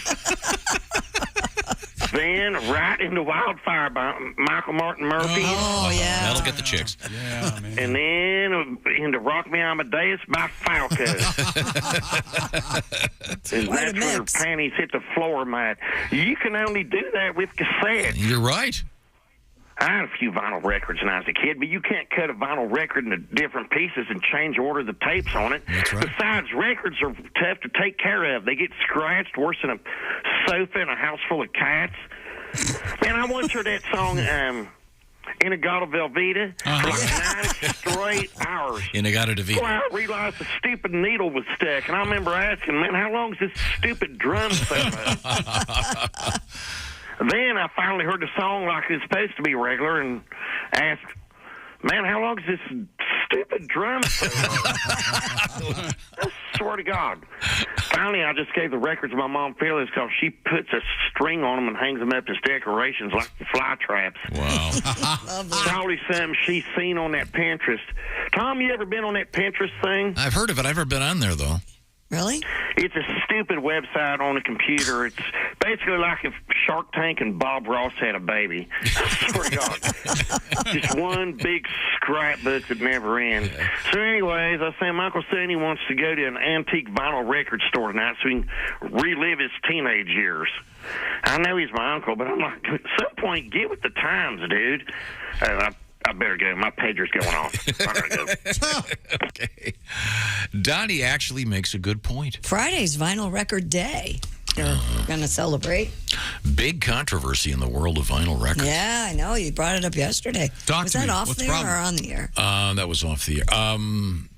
I know you're supposed to have heavier vinyl. I know you're supposed to do that. There's a series, and I'm going to get the name, but I don't have the article in front. There's a series of albums direct to vinyl made from the original master tapes. That's right. Yeah, you were talking about. And it turns out that one of the companies has been accused of and is sort of semi-admitted that in the process of doing that, they were actually transferred to a digital format. So thus the whole wow, this is real, analog is fake. And this is involving very expensive records in one of these big companies. So, and then in the course of the article, they have an audio engineer saying that there is no significant value to having just the analog sound. So you get the scratches. Yeah, there you go. And the inconvenience of storing. But anyway, it's a big controversy in the vinyl record. It's just out. It's just happened. But I got the vinyl copy of something I've always wanted, 11/17/70 by John. Well, of course, when it was released in England, it was 17/11/70. Oh, yeah. Oh, yeah. They keep the date different. I got a copy of that. A friend of mine got me some awesome vinyl over the weekend. Oh, really? National Lampoon Lemmings, the off-Broadway show that I actually attended at the Village Gate. Of course you did. This was pre-SNL with Chevy Chase and John Belushi, among others. Mm-hmm. And then a Fire Sign Theater album. Wow. And then, that's nice. And then, of course, I went online and did a lot of research and got the Kingsman Volume 2. Plays a lot of bass on vinyl, ladies and gentlemen. Well, the same friend got me an album while he was out on the road doing comedy.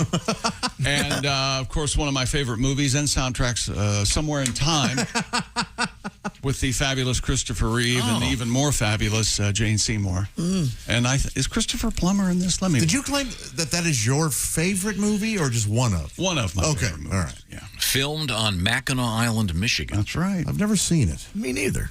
It'll tear your heart out. All right. Because he leaves if he hadn't looked at that penny. Well, now I don't know what. If you're a big vinyl fan and you're buying those very expensive From Master tapes, you may want to do a little homework. You may have been had. Oh, man. At a very pricey level. It's quite controversial. Now, how about this maybe for, here's the theme from Somewhere in Time. Go ahead, listen to this and try not to sob. Okay.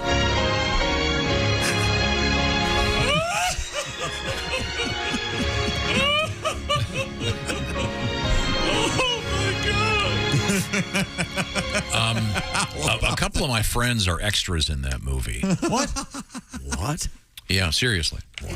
That was filmed, I want to say, 79-ish. I want to say early 80s, yeah. Was it? Yeah, in any event, a couple of my friends are in it. I've never actually sat through the whole thing. What's the story again? Time travel and love, Tom. True love, okay?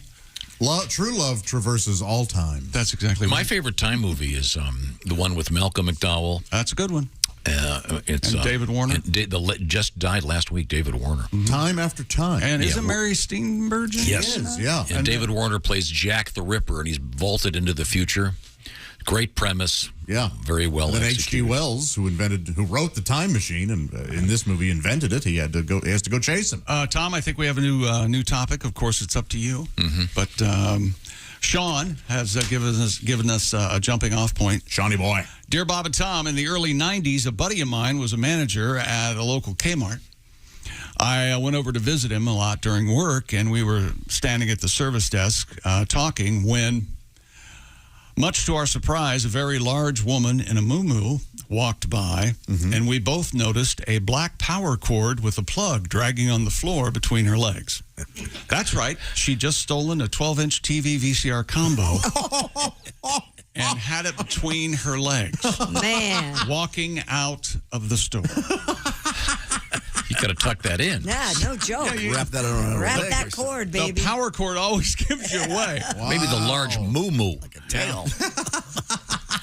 Remember that day? I tried to hold a cube of beer. 24 beers between my legs. It's tough to do. Yeah, it has to be. Now, we had a story yesterday from Reno Collier. I bring this up because Reno is going to be doing a little tour with Josh Arnold and Jeff Oskey. And this weekend, part of the Midwestern Swing, it's Friday night in Richmond, Indiana at the 4th Floor Blues Club and Saturday at the Legion in Martinsville, if I'm getting this right. That's right. Reno told a story about, was it Reno who told the story about getting pulled over? Yeah. Yes. And he promised that there'd be no more of a certain type of joke. Yes. In response to that, we get this from Dave in Fresno, California. Walked into Chipotle the other day. I'm a big fan, by Me the way. too. Tasty. Ever been to Chipotle? Yes. Sure. Very, very, very Yes. good. There were 11 police motorcycles in the parking lot. I walked in and yelled out, "Hey, when did they start selling donuts in here?" Why would he do that? What? Oh, boy, but this is going to end badly for Dave. Yeah. Because Reno promised no more police donut jokes. Yes. They don't care for them. Thank you very much. Now, have we completed our sports cast? We have. That is sports, Tom. Okay. But A nice little bow on it. I'm having a mint. Mind your own business. Mint keeps me happy. Does it? Okay. You having a mint keeps us happy, too. There you go. See? Keep my mouth shut. I'm sucking on something. Yeah, very nice. Great. Thank you. It's time for Finn to speak and sing. Hey, Rocky, this is what you farted for. Wherever you go, whatever you do, always be a good sport. Christy. According to a report published in the medical journal Clinical Case Reports, a 50-year-old man hospitalized when his wife became worried about his loss of appetite, abdominal pain, and constipation. Oh, God. Doctors wrote that, quote, due to his embarrassment and fear of his wife, the man did not disclose that he had inserted a 7.5-inch long bottle full of water into his rectum 3 days prior. Did he? However, a CAT scan revealed the foreign object in his rectum with the opening of the bottle near his anus. Oh. The man who is... What? Wait, he went base first? Yep. Come on. The man was then transferred to the operating room. What was he going to become, a vase? What was he? Where the bottle was carefully and slowly dragged from the rectum to the opening of the anus and successfully extracted by the surgeon without rupture or bleeding. How do you like the phrase dragged from the rectum? Yeah. After recovering for 5 days. So the water was still in it. Yes. The patient was that otherwise would, collapse, right? Yes. Yeah. Would that make it easier or harder to remove? Didn't you say that a friend of yours removed a light bulb from somebody and they had to fill it up with plaster? Like a gel or something? Yeah, what was that? This was a doctor friend of mine. He didn't do it, but he read about it in a case study. There was a light bulb. They had to carefully drill a hole in it and fill it with plaster so that when they removed it, it didn't break the glass. But that begs the question, how did he get it in there? Yeah. Breaking the light. I think the more serious question is, why did he get it in there? But so this guy's got a water. I hope it's not a water bottle like yours, Josh. No. No. Yeah. That's going to hurt. 7.5-inch long. So was it a throwaway or was it one of those hydro flasks? It doesn't say what kind it was. Derriere water? There you go. Very good. After recovering for 5 days, the patient was discharged from the hospital in general condition Five good. days. without complications, though he was referred to a psychiatric clinic. Have you ever tried butt play, Tom? You might like it. I do keep a bottle of water by the bed there. But I drink it. Huh. Well, you're doing it wrong. Okay. I'm shocked and worried how much we're alike in our private lives. I have a bottle of water. I put toothpaste in my mouth and then get in the shower. You and I are I forget which car I'm driving. You and I are the same. Oh, well, thank you very much. You're welcome.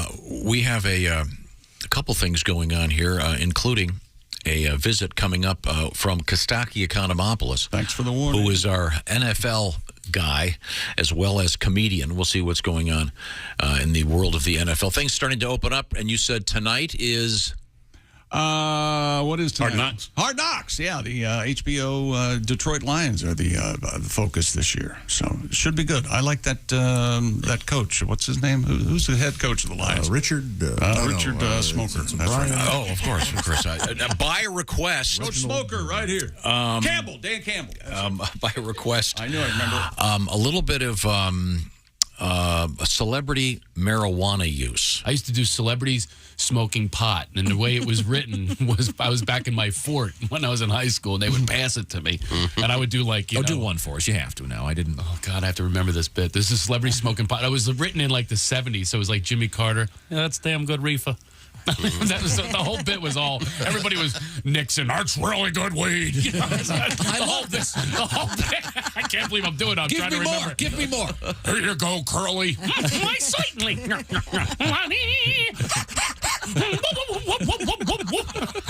I can't believe I'm doing this act. Not be doing. I'm trying to recreate this. Walter Brennan. Weeds making it's damn good reefer. Yeah, the bud's on fire. The bud's on fire. Mr. Haney from Green Acres. I did them all. Do it.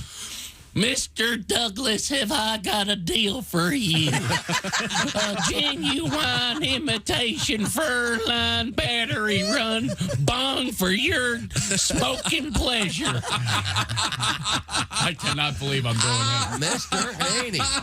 Now, I still do in my act, though. I do Barney Fife. Boom! What do you call that right there? The forbidden fruit. But I do all the characters of Mayberry in the show. Except for Howard Sprague. I could pull him. I used to do him smoking pot. Remember him, the town clerk? Oh, yeah. Bow tie? Oh, yeah. Whatever. Gee, Andy, fire up a fatty. I can't believe you're laughing at this. I should put it back in. No, Pot's making a big comeback. This is the biggest laughs I've got all day. Pot's making a huge comeback. You got to do it. Craig Shoemaker. I'm going to drop the Love Master and put in the pot routine. Do you do Floyd the Barber, too? Oh, yes. Oh, yeah. Do you do Aunt B? Yeah. Andy, there are seeds in my marijuana. Craig Shoemaker and I used to do celebrities. There are seeds in my marijuana, Andy. Can you do the voice? There are seeds in my marijuana, Andy. That's not bad. That's pretty close. It's a little beefy. Well, I just... Oh, that was just on a... Wait a minute. How did request. How did it time to sound beefy? Just like Aunt B. Luckily, she, a little old. There are seeds in my... I mean, that's pretty much... Yeah, there you go. A little higher. Good? You do it. There are seeds in my marijuana, Andy. Too high. Is that too high? Yes, way high. Christy, you try it. There are seeds in my marijuana. Who? If you don't say Andy, the joke's gone. Here, I'll try it. Okay. Andy, touch me there again. Don't throw Aunt B in There are there. seeds in my marijuana, Andy. Isn't there a famous picture of Frances Bavier when she was just getting into acting? And Is that Aunt B? Yeah, she's wearing a very swimsuit or something. Yeah. I heard she was a complete biatch. Oh, wow. Mm-hmm. Perhaps you don't know who I am. Yeah, I guess she lived in that area. Godwin, can you do it? Show was over. Andy, one of my cats died. What the hell's that? She's known for being a cat lady. Oh, she was. Really? On the show? No, later on in life. You have to do some research. to get that show. I want to say hi to the one person that knew that, and congratulations. I thought I was the king of the obscure reference. Ace, let's see your Aunt B. Yeah. Andy? That's pretty damn good. Try it again, Ace. The phrase is, there are seeds in my marijuana, Andy. Go ahead. Andy? No, Andy comes at the end. Try it again. I improvise. Come on. There are seeds in my marijuana, Andy. That was like Monty Python-esque. I thought Andy was first. Comes to the It beginning. is first, Andy. Oh, was it Andy? There's Yes. Oh, sorry. Oh, man, I've only been hearing that bit for 30 years. I'm so sorry, Craig. I just ruined it for you. Coming up, a Turtles-based request. I thought you were going to say turd. As in, like, happy together? No, like Turtles and Whores. Imagine. Okay, when we come back, this is the Bob and Tom Show. For a complete...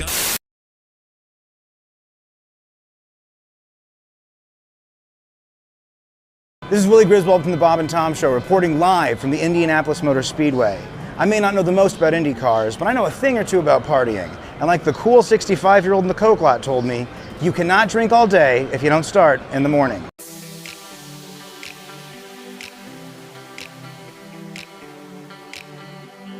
You can smell the Abercrombie cologne, Bud Light, and a little bit of that sweet, stanky weed. And I'm not certain who Molly is, but there's a lot of 22-year-olds that are looking for her.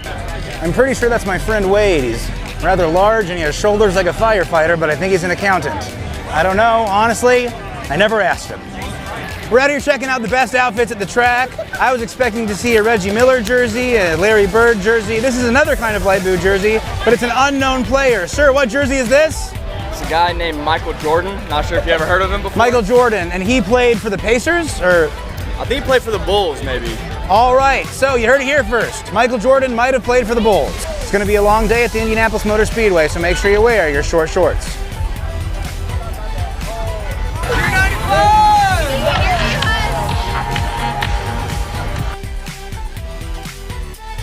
The legendary Snake Pit, where they play electronic music, also known as dubstep, also known as the thing that my dad hears when he says, "If this is playing, what are they playing in hell?"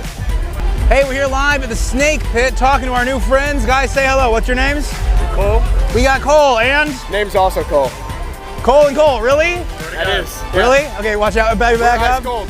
I don't want to brag, but it looks like we've been coal mining, folks. Okay. Yeah. Two guys named Cole. Fuel. Coal mining. How old are you guys? 23. 24. How many beers have you had today? 23. About 24. There we go. You can't get any better than that. I think they're liars, but they're playing ball, and I love that. Can you tell me about your outfit? Oh, you know, Amazon keeps it clean. And you play some cornhole and somebody cuts your shorts off. That's where it's at. Are you getting a lot of attention from the ladies in those things? Yes. You would believe it. This is May! Woo! It's hard not to look at these young fans and think, never let go of this, you silly idiots. You never know when it's going to get ripped away from you and you have to go work on Sunday. When did you cut those sleeves off? Look, you see here, I cut these sleeves off about 12 years ago. All right, we're here at Turn 4 with our new friend. Miss, what is your name? Hannah, Hannah, what went into your race day outfit today? So you have Crocs on? I do have some Crocs. I have my IKEA bucket hat. That's pretty much it. How do you feel about wearing open-toed shoes to what's been called the grossest event in the entire Midwest? These are closed-toe shoes. I specifically wore these so my toes are covered. I almost wore my Tevas. Now with the IKEA bucket hat, do they just sell you the parts and you have to assemble it yourself? No, you can buy it $2 at IKEA at limited availability. Well, folks, you heard it here first. You can get it at IKEA. They also have great Swedish meatballs.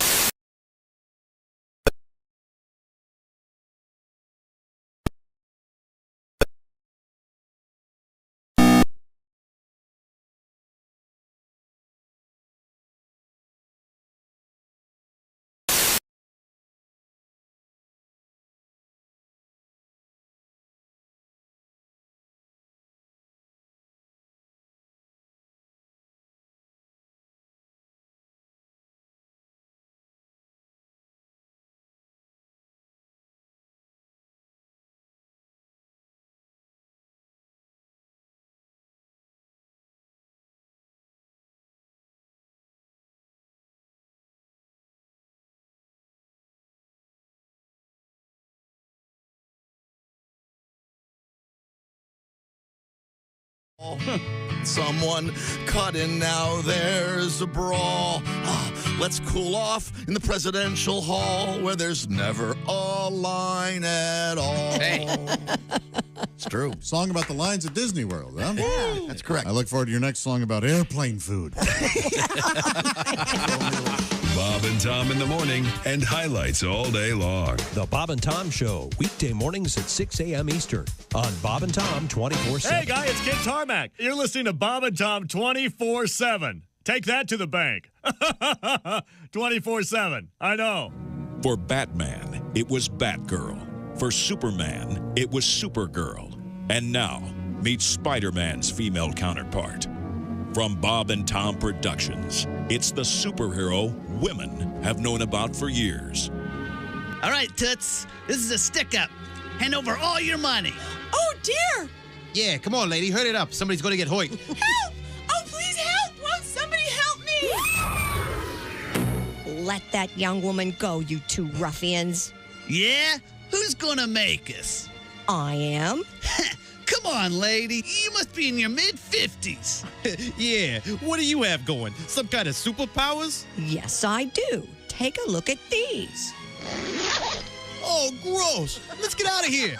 It's Spider-Vein Woman. Oh, God, no! Spider-Man got his superpowers from being bitten by a spider. Spider-Vein Woman got her powers from working as a waitress for 17 years. Don't make Spider-Vein Woman show you her legs, because if she has to, she will. Look at this one. I think I'm going to puke. Mm-hmm. Oh, here, hold my purse. I'll show you my hysterectomy scar. When you need help, call on the only superhero who wears long polyester pants, comfortable support hose, and sensible shoes. She's Spider-Vein Woman. Coming soon to a theater near you. Hi, man, this is Donnie Baker. You're listening to Bob and Tom 24/7. Also with us, Christine Stedman. Now, you're a mom? Well, a mom and a grandma. I think you know that. I know. I'm a grandpa. Is this how this Are works? you? Yep. She's been married 27 years and still a virgin, Tom. Yes. 28, Well, you know, I 28. have a lot of grandkids. My daughter keeps having babies. Has one almost every year. Really? Wow. Yeah, she called me the other day. She goes, "Mom, guess what? I'm pregnant again. There must be something in the air." I'm like, "Yeah, you're late." But seriously. Hello? Bang! Hey, hello? Zing! I'm getting her fixed. Yeah, but it turns out I don't sleep well anyway. I've been grinding my teeth. I didn't know I grind my teeth until I woke up. My husband was pouring coffee beans into my mouth. That was what a weird way to save time in the morning. No kidding, but it's fresh coffee. Hello, this is comedian John Evans, and you're... Hey, welcome back to the Bob and Tom Show. There's Christy Lee at the news desk. Hey. Wearing some sort of cursed lockets or something around her neck. Oh, no, they aren't cursed at all. Looks like there's some sort of powder in there. Very old. Little pick-me-up. Yeah. Key to the old CB. A little bump. Bump in the morning. What? CB. Chastity belt. Hey, Pat Godwin, how you doing? Hey, I'm doing good. We're about due for another song, aren't we, Tom? We are. Yeah. There's Josh Arnold at the Upside Sidekick desk. Hi, I'm looking to see if you can buy chastity belts. Oh, I bet you can. I don't think you can buy metal ones anymore, but I bet you can buy a leather one. Yeah, the chastity suspenders don't work as well, by the way. I think they're... Ace Cosby, how you doing, buddy? Hi, Jim. Doing pretty good. Well, of course not. I'm Chick McGee, and here's Tom. Oh, no. What? This just opened up a disturbing door. What's that? A lot of chastity cages for men. Oh. Cages? Yeah. Now, when I come home tonight, you better be in your cage. Oh, my goodness. Will you look at some of these? Oh, I see. Okay, so they go like on the... like a mesh jockstrap? Kind of. But Yeah. very metal. This one has an actual padlock on it. Yeah. Are these designed for the heterosexual world, do you think? So the cage Probably is... all. You think it's So the cage is made to go around the bait and tackle, if you will, not for the person to get into. Yes. Okay. All right, I got it. Oh, so you could go about your daily business. Well, this is one of the less... You'd have to wear Zubas. So, yes, you could go through your daily business with that because there's I see. grates or whatever. So, oh, my goodness, yeah. But it would prevent it from It would prevent it from becoming angry, if you will. And the way it's... what does that go for, does it say? Shaped there. Yeah, you can get this for $30. You could urinate out of it, too. $30? You don't want to go cheap on one of those. No, you don't. Prudent packaging. $30. That's like those toy handcuffs and the lock breaks, and you're going to be have to go to the emergency room and have them cut off your crotch cage. It's very embarrassing. We should really one morning do a deep dive on sex. See what's out there. How could it stop you from getting angry? Well, look, show it to Ace. it would There hurt. wouldn't be a lot of room. It would be like blowing up a balloon. It'd be like the Hulk big in his balloon in a clothes. small Now, shoebox. this one looks like, because it's sort of Slinky-esque, it looks like it might have room to grow. Oh, there you go. Let me Yeah. see. Oh, that's very nice. Oh, yeah. Well, that'd pinch. This would pinch. That's Hey, without revealing too much, Josh, you want to send me that link? Yeah, I'd be happy. Okay, well, while we explore this exciting topic, we have a request. I want to squeeze this in. This comes to us from Floyd, who called earlier. And hey, Floyd. What did we learn from Floyd? What was the What did we learn? That it was so big it had to eat stew? Stew, yes. Okay, I'm not even sure what that means. And I'm not even sure what this means. They both make a living in their bare feet. Catching one is like a treat. And they both hang out right there by the shell. They both walk slow at a simple pace. Both afraid to show their face, but only one has a built-in place to hide. Turtles and whores. Turtles and whores. I love them turtles and whores. They both advertise a little tale. Move so much and never get mail. They both go by the same nickname, Snapper. Daddy never told about the birds and bees, but always talked about both these and made it clear only one was fit to eat. Turtles and whores. Yeah. Turtles and whores. I love them turtles and whores. Turtles and whores. Now, if you catch one, here's some advice. One is dirty and the other ain't nice. So be polite and always walk up from behind. Make small talk, never let them see you fear. Don't work alone, just bait or bid. When you're done, just drop them by the river. Turtles and whores. Everybody. Turtles and whores. I've caught both while fishing. I'm always on a mission. And they both hate the kitchen. Turtles and whores. Floyd. A little tribute to the world of turtles.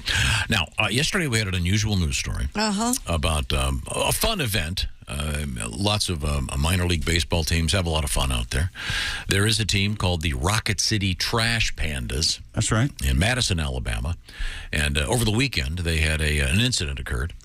They are the AA affiliate of the Los Angeles Angels. And according to a team spokesman, a firework unexpectedly ignited, causing it to veer off course into the crowd. Yeah. Now, only one person was injured. It happened to be a Trash Panda employee. But none of the fans were actually hurt. Thank goodness. Everybody's okay. But much like a foul ball, it's yours to keep. But now, we received this letter from Leo. He writes, your discussion about fireworks has given me the courage to expose my father-in-law. This past 4th of July, he loves to put on a fireworks show every year. This past 4th of July, he decided to purchase one of those single-shot, super loud, thunder-like fireworks. Those are incredible, yeah. Errors were made. Oh, no. Upon lighting it, a gust of wind came and blew the projectile over. Oh. Thus, it shot right through the living room window. Yes, sir. Detonating inside the house, blowing out 7 windows. Oh, my gosh. And damaging the 55-inch television. Holy hell. Thank you, Leo. I don't think Save that for the professionals. Never forget that one. That's not what the founding fathers had in mind to celebrate our independence, is it? Yes. What? Now, we have Mr. Godwin. I bet your homeowner's insurance doesn't cover that. That's not considered an act of God? No, I'd like to J.K. Simmons explain that one. Yeah. Right? Well, maybe you tell him it was a lightning strike and call it a day. Pat, you have a new song written about this lady friend of yours, this woman.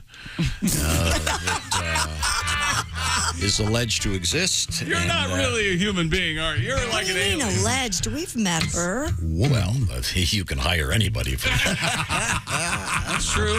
The fee for a meet and greet with an attractive woman is What not did that. Tom mean when you said you hired me? What is that all about? But this is a song you actually written about her and her protruding attributes. She's a darling figure, yes. Okay. Got a gal named Paula. Paula O'Brien is her name. She's very intoxicating. I'm like a moth to a flame. I've been sober 15 years. I walk a very straight line. But if Paula O'Brien's boobs were booze, I'd be loaded all of the time. I'd be loaded all of the time. Oh, I've never been a breast man, and I don't mean to objectify. It's important I stay sober. Heaven knows I try. I go to my AA meetings, spent a night in jail, paid my fines. But if Paula O'Brien's boobs were booze, I'd be loaded all of the time. I'd fall off the wagon with a major slip. If Paula's boobs were booze and I had one little nip, I'd motorboat them every day. I get a PWI. Oh, if Paul O'Brien's boobs were booze, I'd be loaded all of the time. He really means that he'd be loaded all of the time. Loaded all of the time. Yes. I can't wait for the video. Bet she can. We may need the puppets for that one. Just speculating. Christy Lee, I need the teaser, please. Coming up, we've got something running out in France, and boy, are they upset about it. Uh-oh. Man, oh man. And how would you like to go skiing in Africa?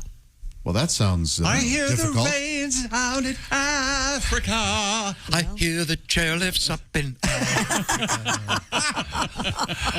this is interesting. I didn't know there were ski resorts there. Yes, but there is. We'll find out. This is the Bob and Tom Show. Got a comment?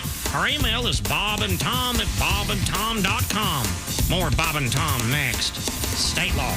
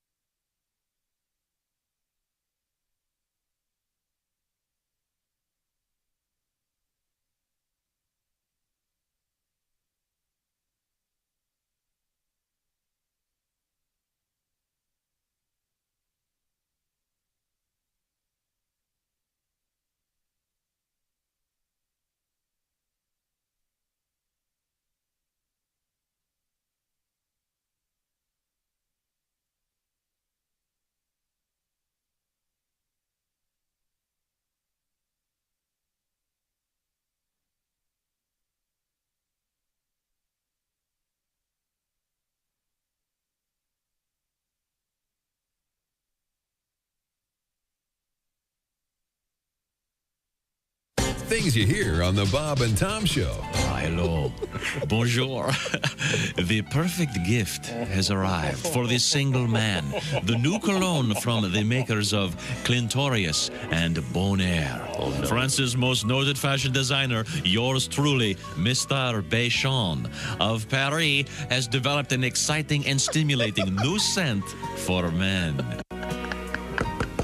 Honey, come on. You've been in the bathroom for half an hour. What are you doing in there? Just enjoying my masturbation. Mr. Béchon, just slap a little on, repeatedly. Oh, God. Thanks, I needed that. Is that masturbation? Yeah, I think that's the sign. Mr. Béchon. Morning laughter just might be the best medicine. If you want to turn your daddy parts orange, eat some Cheetos and watch some porn. Bob and Tom 24/7.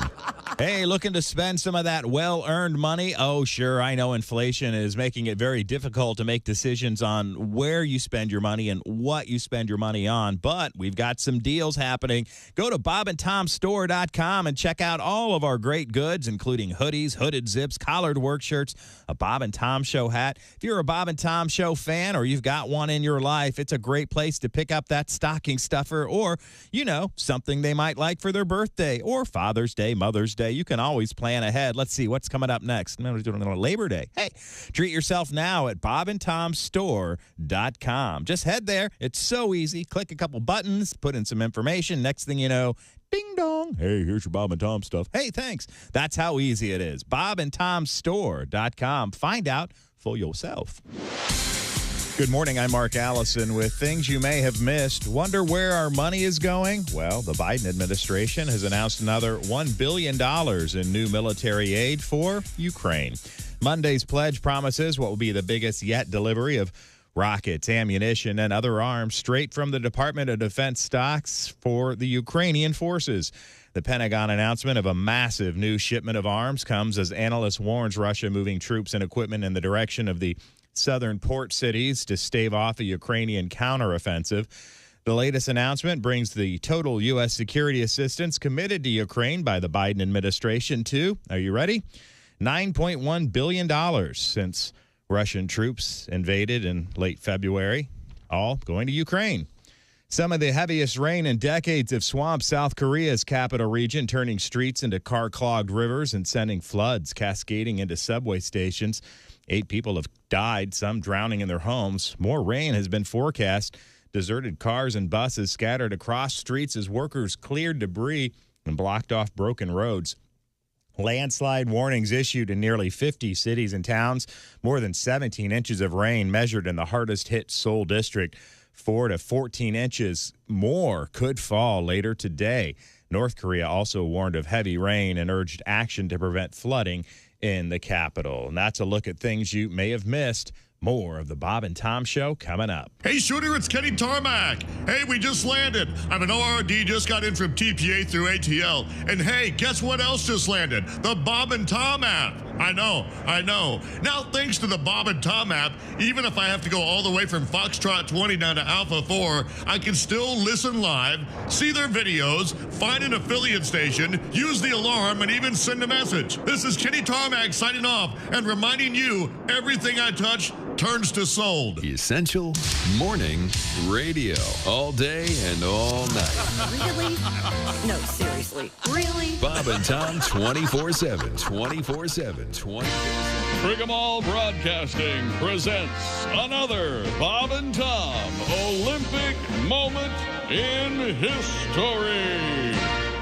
The oldest gold medalist was in 1912 when Oscar Swan took home first prize in a shooting event as a 64-year-old. And while a 64-year-old Olympian is rather amazing, there was almost an 87-year-old winner. At the first Olympic luge competition in Innsbruck, Austria, 1964, the fastest luge run was logged by an 87-year-old Austrian, Johann Lickensfinkter. Johann amazed the crowd and the judges, who nearly awarded him the gold medal, until it was learned that Lickensfinkter was not entered in the event or even on the team. It seems that Johann was a spectator who had slipped and accidentally slid down the track at a record pace. Lickensfinkter left his mark in Olympic history, as well as on the luge track itself.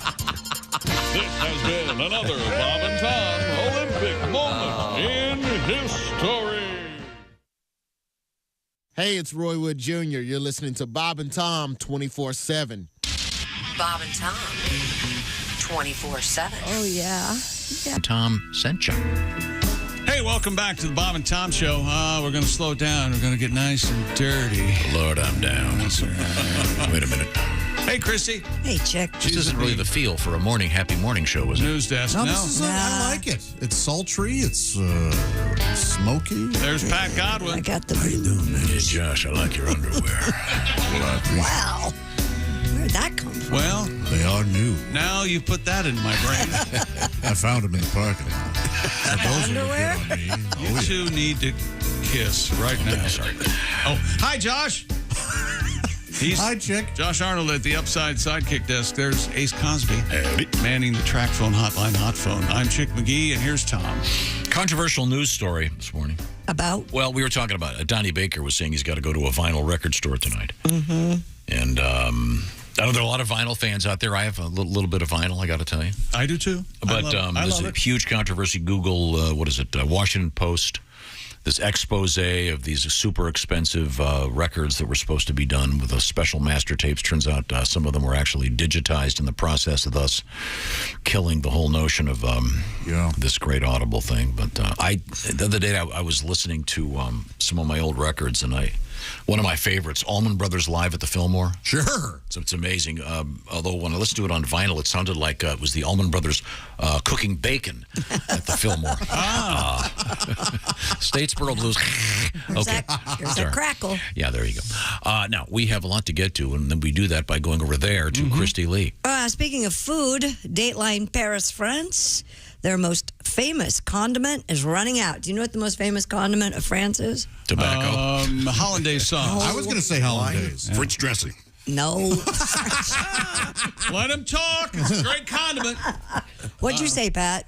I said wine. No, it's mustard. Salsa. Oh, like Grey Poupon? Mustard now becoming a luxury as it becomes harder to come by. According to CNN, the shortage stems from a drastic decline in mustard seeds, which are cultivated in Canada. A spokesperson for the Canadian Agricultural Ministry told CNN that, quote, Canada exported 173 tons of mustard seed to France in 2021, a 94.9% decrease from the 5-year average. Whoa! The spokesperson highlighted extreme dry conditions in the region where mustard seed is primarily grown, leading to significant reduction in yields. Do the fields... and I would assume they would smell like mustard. When there must be a hint. That'd mustard, be kind of, mustard seed. Yeah. And how do you like the smell of mustard? What seeds? I'd just be curious. What seeds do you put in the ground to grow mustard seeds? Ironically, ketchup. I don't know. Amid the shortage, local French producers who do not rely on foreign exports have been overwhelmed with demand. We are overwhelmed. One mustard producer. We are poupon out of luck, as you say. South of France said business has quadrupled, adding that when people, quote, see mustard and they throw themselves at it. I'm not making this up. I was just in Paris not too long ago. And you saw someone throwing themselves at mustard? No, but it was brought up quite a few times. Wow. They say they're using baby laxative to cut the mustard. Oh, Jesus. That'll cut the mustard. Ace, you know what mustard is most popular in France? No, I don't. French's. Cute, he said. Yeah, mustard is very popular. Somebody broke Josh. He's frozen. Okay. Sorry. Okay, there you go. There you go. No, mustard very popular in France. They like to. The French like to dip their cigarettes in it. I don't think. Didn't we have a story that France is not the most heavily? It's not. Smoking. China. Yeah, China was. Yeah. But there's still. China most heavily smokes. There's quite a few people who smoke in France, but it wasn't nearly as bad as I thought it was going to be. You were just there. Can you smoke in restaurants? I don't know about.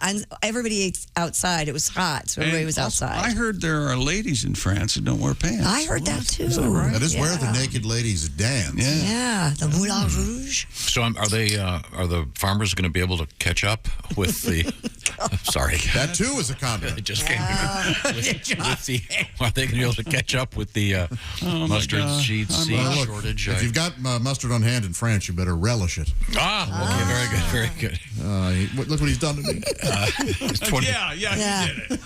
20 years from now, kids are going to go, well, we lived through the great mustard shortage of 2022.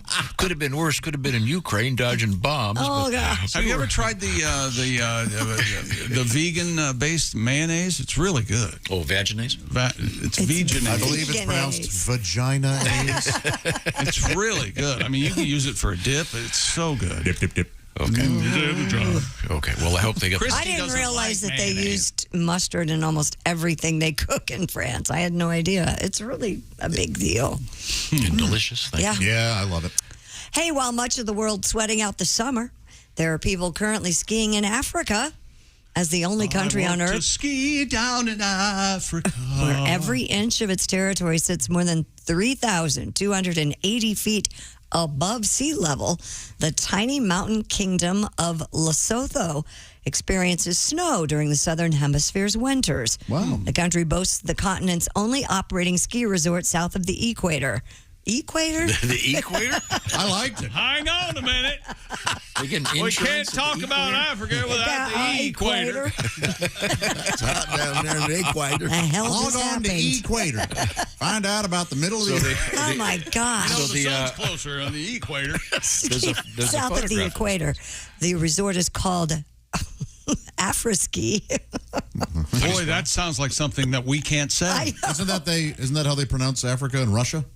Afro-ski. Afro-ski. You go to Afro-ski. You see lion. We invade Africa. Okay, here it is. It's AFRI. SKI. Afro-ski. Afro-ski. Afro-ski. You know, I like Afro-ski better. On the equator. They've combined the word Africa and the word ski. Right. Sure, you're sure. In Lesotho's Maluti Mountains, situated at an altitude of 9,842 feet. Now, I know you're too modest to say this, but you're a great skier. No, I mean, not hardly. I have friends that are very good. Why don't you go to isn't it the ultimate, like, virgin snow, and they drop you out of a helicopter and ski down? A friend of mine does that. Really? You've got to be very, very good. Well, that's why I thought... Isn't it like $25,000 too to have a helicopter ski? That I don't know, but you've got to be very, very good. You told me that. They drop you out of the helicopter? Yeah, you like jump out. Well, you jump out. Then you kind of... Good luck. Then you get organized and then go down. And then when something goes wrong, they search for your body. Right. Bundled up skiers and snowboarders at the resort were able to enjoy fresh snow in July. So Now, in Africa, now I would assume that like a double black diamond, it's not the slope as much as it is the wildebeests attacking you. Whatever wild animals are out there. Man. I was not aware that there was skiing in... I had no idea either. There's a photograph of this place. Not a lot of trees. Do you have a place you wanted to ski but haven't been there yet? Oh, sure. Pretty much everywhere. Really? There's Swiss Alps? 100.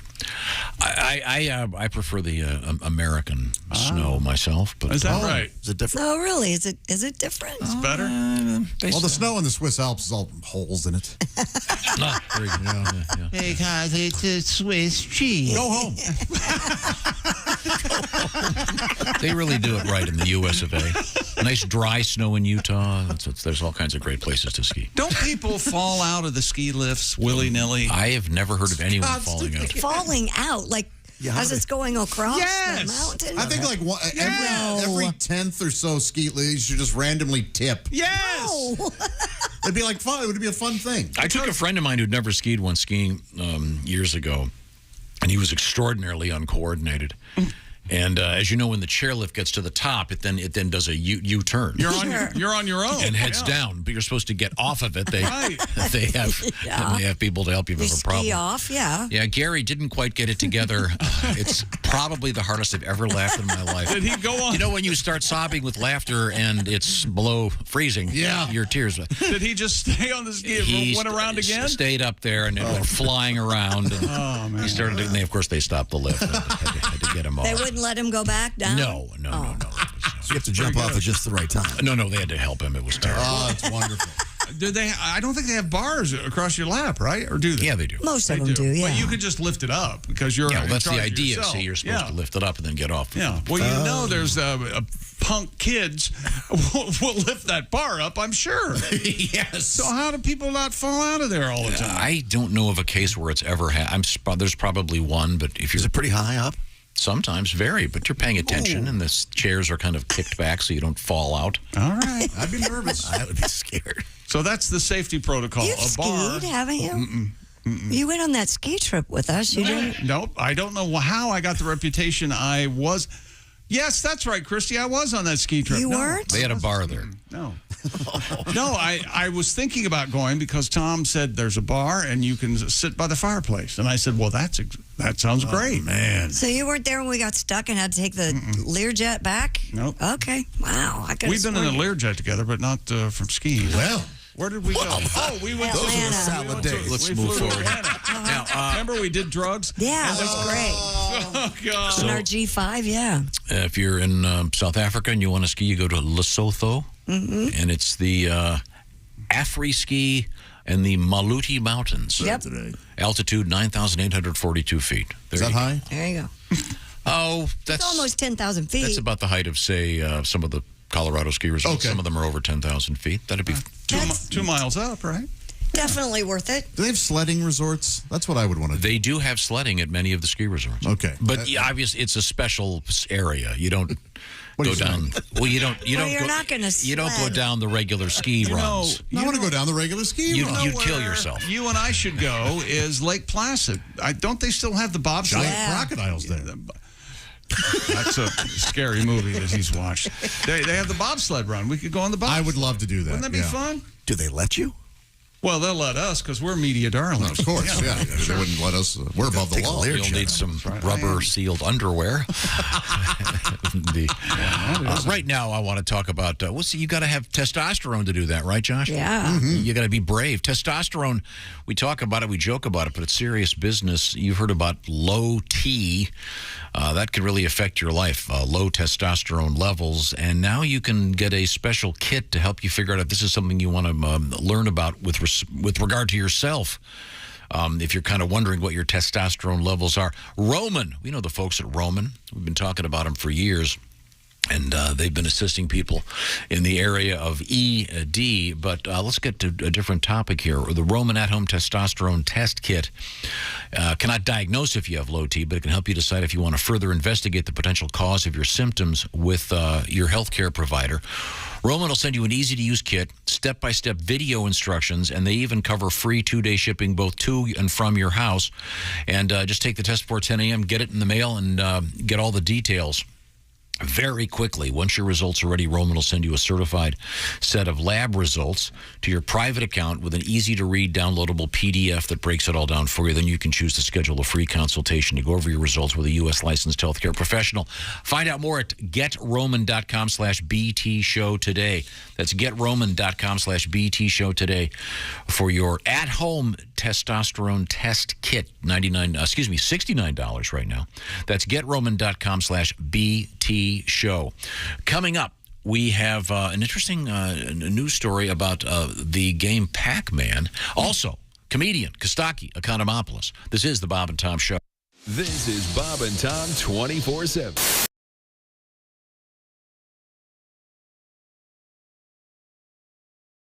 How's that sound? Well, that sounds very nice. Thank you. Haywood has his guitar out. Oh my God, that's beautiful. Thank you. We've had a lot of weird things happen this summer in the world of trucking. For example, here's a story out of Vegas. A semi-truck carrying a load of bananas crashed into the center median on northbound Interstate 15 Friday morning. Yes, we have no bananas. We've had so many of these. Remember this? Do you remember the spaghetti one?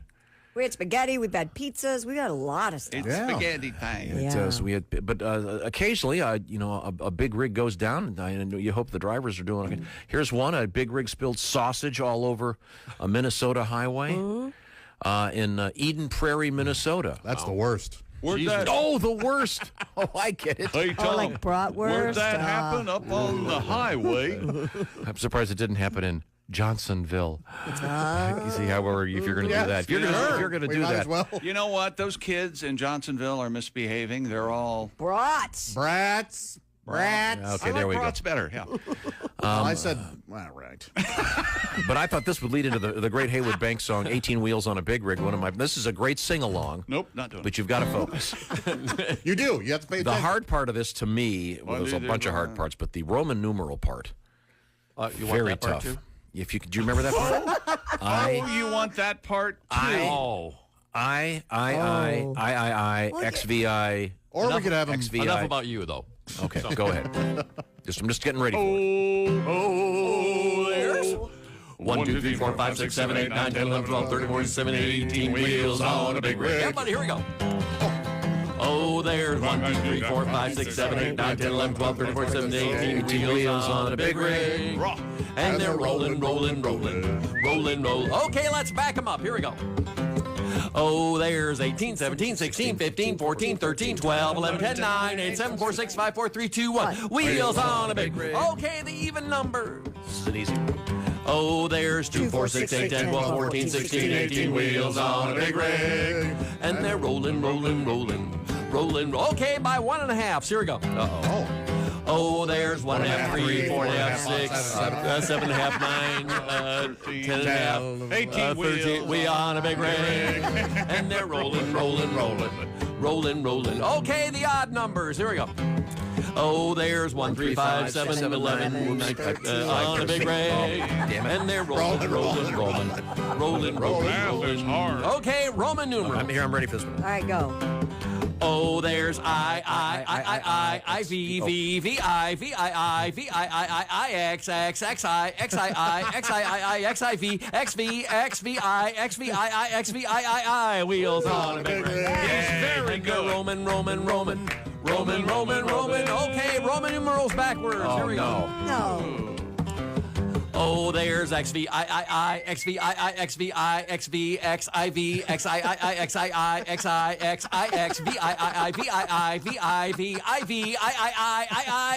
wheels on a big rig. And they're Roman. All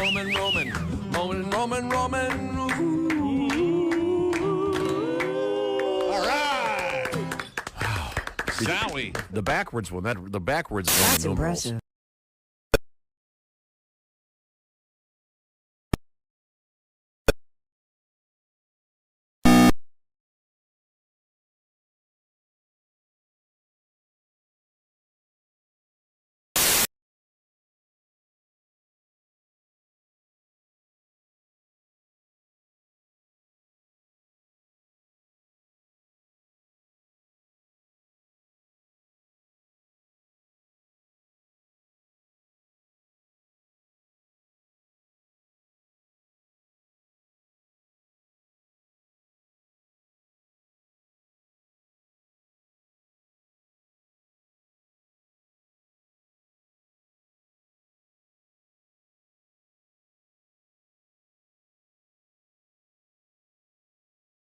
I check messages every quarter hour unless in flight, in which case I'll answer upon landing. So after the tone, please leave me your name, 2 numbers, and a brief message. Or you can Skypage, text, or preferably email me at ktar_closer.com.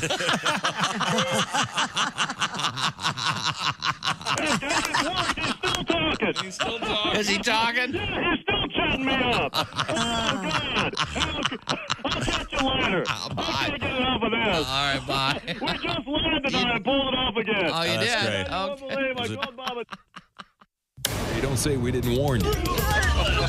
There's laughter ahead. You guys want to grab lunch? We can't go anymore. Holy That's cow. a good day's work, everybody. This is Bob and Tom 24/7. Nick Griffin's our guest. I'm glad that it. I'm glad everything's okay now. Yeah. Now, are you dating at all? Do you see anyone? Are you? No, I don't. I mean, I tried. You know, they're doing that internet dating, which. Have you tried that? I have tried it, yeah, but I just don't. I don't see a future in it because there's no story if you do get married with your kids. You know, I was checking the box score and then I double clicked on your mom's head. Hi, everybody. This is Mark Sweeney, and you're listening. Coming up. Welcome back to the Bob and Tom Show. Got an email for you that I think is hilarious.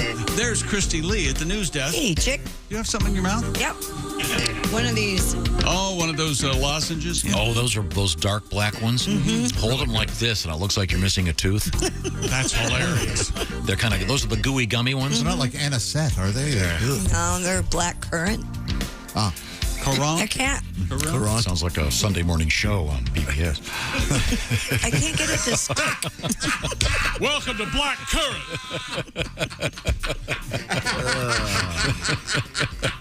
There's Pat Godwin in the performance room. Our host is Ace Cosby. Welcome back. Josh Arnold at the Upside Sidekick desk. Hello. There's Ace Cosby and Chick McGee, and here's Tom Deere. No, special request, though, before you get to your letter. Okay. I don't want to change the subject here. All right. Ah! Christy was. We got to squeeze this in. Kay Kostaki. Hey guys. Good morning. Morning, Kostaki. Kostaki Economopoulos will be joining us momentarily. Well, I guess I can postpone this special request. It involves the mustard shortage in France. Have you ever been to France, Kostaki? Yes. How was it?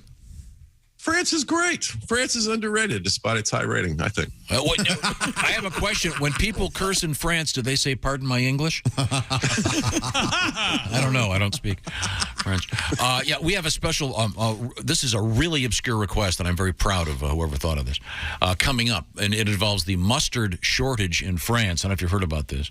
I guess the crop down 90%. Boy. So a big problem. As I said, and it's especially difficult in France where they love mustard. Right. Did you know that they dip their cigarettes in mustard in France? That doesn't sound right. That does. Have you ever smoked, Kostaki? Have you ever tried to smoke? You ever have cig? No, I'm a little like my dad. My mom was a heavy smoker when I was a kid, and my dad about once a year would take one and smoke it and go, yeah, no, that's terrible. Not for me. I do that too, yeah, once in a while. How are things going in your life? Everything good? Yeah, things are all right. Okay, yeah. good. But I've got an anecdote for you. Can I tell you a quick anecdote? Sure.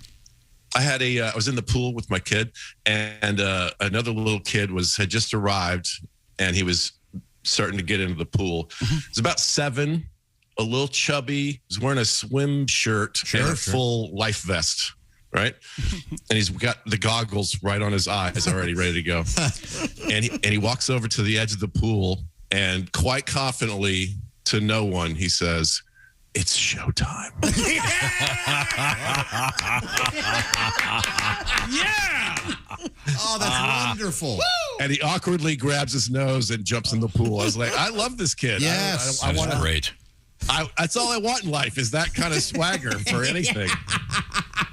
I've been a comic for 30 years. I don't have that yet. It sounds like you need to arrange a marriage there or something. He sounds like a good man. Kostaki, you can have that. The next time you're on stage, whatever your next gig is, before you step out there, I want you to, it's showtime. No, I want you to hold your nose and then say, that's right. It's showtime. It's showtime. And that's one of those things in life, when you jump into a pool, it's sort of always the same. It's kind of this, there's this sound, and then you're just there by yourself just for a second. Hey, Kostaki, don't you love it when Tom tries to think deeply and he's lax all Are emotion? you talking about, so you jump in the water and you're there before you breach? Yeah, there's kind of Yeah, there's that scene in the movie The Graduate where he's underwater, and there's that whole kind of, it's just me in here. Yeah. You know what I'm talking about. I don't want to go deep. Hello, darkness, my That is a little deep. Yeah, you're right. Okay, you're not wrong. But that kid's right. It's showtime. Good for him. That's fun. wonderful. That's fun. Now, Kostaki, have you been following the latest in the NFL? I have. I'm excited that it's back. I've really been enjoying it very much to read the news every day. Former Falcon Julio Jones just signed a 1-year deal with the Bucs, who are apparently trying to add depth to their injured reserve. I think that's what's happening there. You see his history. Can I interrupt for 1 second, Kostaki? Are you in your new apartment? I am. It's good to interrupt after joke 1, Tom. Thank you. I just can't help but notice that there's literally nothing in it. Yeah, that's right. There's Is there a pegboard or something? I mean, honestly, they say that's good feng shui. Should we take a tour? Can you pick up your computer and walk us around, or would that be weird? There's really not much. Okay, here we go. We'll do this. All right. Oh, that's Okay, gonna. that didn't that's work. not what we're doing. That's okay. We'll take your word for it. Sorry, the camera is not on the computer. It's a separate. I'm an idiot. Son of a gun. But I mean, it's for those that can see. It's a stark white wall, stark Hold on. white door. I'll give. a let me white try. window Let's shade. try. Nobody cares. Oh my God! There's an earthquake. He's in California. Well, he does have I something got on the wall. bicycles. Yeah, many I got bikes. bikes. Many bikes. Yes. And then I've got. Boy, it's I've got the bed right there. Is that a studio or are You you have in a a bedroom? studio apartment? What I've done is it's a 1-bedroom, but I live in it like a studio, so the girls can have their own room. Oh, okay. I got you. So That's- usually I'm by myself, and it's kind of like a studio. And then when they're here, they've got their own space. do you have a bed, or is that a mattress on the floor? No, that is a big, beautiful king-size bed. I love it. Oh, awesome. you got to break that in real soon, Kostaki. You know what I mean, buddy? Okay. How do you know he hasn't? That's what you have to do to get rid, those thoughts. Is that right? Out of that slump. Do you sleep in the middle of it or just to one side? Where, you know what I mean? Just in case she shows up, she could sleep in the Are you kidding me? I sleep diagonally across. I okay. love a big See, bed I'm by like myself. one side of my bed, and I'm What is the matter with you? That's weird. And you've never lived. What kind of a comic are you? You're supposed to. Okay. When you wake up, Josh, does it look like there's been a tornado in your bed? Or No, it looks like it's very, everything's You fine. just go like this? Yeah, exactly. That's exactly It's how like I make one my folded bed. corner. Yep. Oh, Go I ahead. look like someone took a giant cloth egg beater. And That's because you shriek when you sleep. I have no doubt. You have night terrors. Go ahead, ask Josh. Where are the pizza boxes? Ask. Go ahead. While he's sleeping. I said nothing. There's empties on the floor, and the one with a couple pieces left is on the No, side. you don't eat in bed, really. No, I don't. I do not. Kostaki, I object to eating in bed of anything at any time, and I hate it when people. Breakfast in bed to me would be the worst thing on earth. Not surprised to hear that. Not only that, he hates room service. Oh, yeah. He dislikes room You're in a service. hotel. You want to get out and see the world. No. Yes. Sometimes it's so nice to just be a slug and have. Yes. Then your room smells like uneaten toast all day, and you have to put it in the hallway. And Yeah, because Put it in the hallway. you guys know how uneaten toast stinks. That really reeks the place and you up, can't that put anything down because there's a tray full of food. And let's see. Number one is cow pies. Number two, toast. Burnt pop. Yeah, and then 3 burnt popcorn. Well, Yeah. Then onions. Good Lord. Go down to the restaurant, get the good coffee. Come on. I'm sorry, Kostaki. You're talking about They'll the NFL. bring the good coffee up to you in a Sure nice will. pot. In a big pot. Then so you're imprisoned in this room. No, thank you. Tom Brady turned 45 years old this week. How about that? Yep. He's the oldest player in the NFL. No other player is even 40. He's the oldest player by over 5 years. This guy. There are 104 NFL players who weren't born when Brady was drafted. Wow. Right? Wow, that's amazing. That's something. He's older than Trey Lance and Jamar Chase combined. It's crazy. Wow. Yeah. But of course, the big story this week, the NFL is appealing Deshaun Watson's 6-game suspension, which begs the question, who suspended him? What's happening? Yeah, didn't Right? the NFL suspend him? The NFL suspended him, but the answer is they had a disciplinary officer, Sue Robinson. So like a 70s middle school principal, the NFL gave the discipline job to the vice principal. Right. And then they thought it would be good public relations to have this extend even longer. Yes, But right. this is Then they're like, you didn't paddle him enough. Like, come on. Yeah. This is That's fallout very- from the collective bargaining agreement because the players That's right. thought that Goodell was judge, jury, and executioner, and they didn't want that anymore. So they assigned it to, but now they've got it again, and it's taking long. Well, now this is fallout from the Twitter sphere, probably. People complaining that it wasn't probably enough. Yeah. I Yeah, think I don't think he's going to play next season. This season, I don't think he's going to play at all. I think Chick's right. Yeah. One of the issues is, of course, Deshaun Watson hasn't shown remorse, unless remorse is a nickname for his penis. Yeah. In which case he's shown it. He will show that. Yeah, it's Way too much a mercury remorse. Anyone? I don't know what that is. A mercury remorse. Former football player. Dolphin. Went to Dolphin jail. / penis joke. Drug trafficking. Yeah, I was hoping you'd get that, Kostaki. I'm sorry. That's going way back. Yeah, of course. Hollywood Brown arrested for criminal speeding. At first, I thought, arrested for speeding? Are they just being hard on the black guy? What? And then he was going 126 in a 65. Like, yeah, you might have to go to jail for that. I don't think I've ever even owned a car that will go 126. But what's wrong with me? That doesn't sound that fast. Really? It doesn't sound that fast. No. I could go 126 on the highway. Like Have you gone 126 in that car of yours? So, Kostaki, what do you think? Take the fifth. Uh-huh. Yeah, all right. Well, all right. Tyreek said Tua is a more accurate passer than Mahomes. 2 words for Tyreek. Drug test. Yeah, he must be. It might be a little off on that one. Yeah. And if we could close it out today with a few of my favorite, every year, All Pro Lines does this. We do a meme for every team warming up for the season. Every day is a new team. I picked a few teams here that we like. Falcons. Horror film characters have a better record at home. We got Willie's team, the Colts. I already gave him a hard time about this. Rivers, Wentz, Ryan. The third year in a row, the Colts figured out the 19th best quarterback, and they went out and got that guy.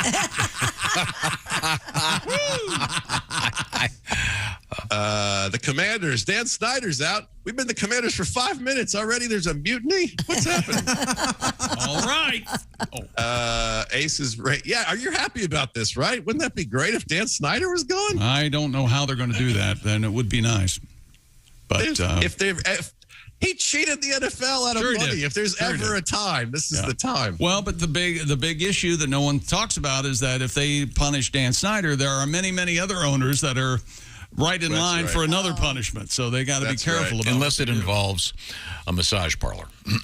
Yeah. Robert Kraft. And the man paid for a service. It's not that big of a deal.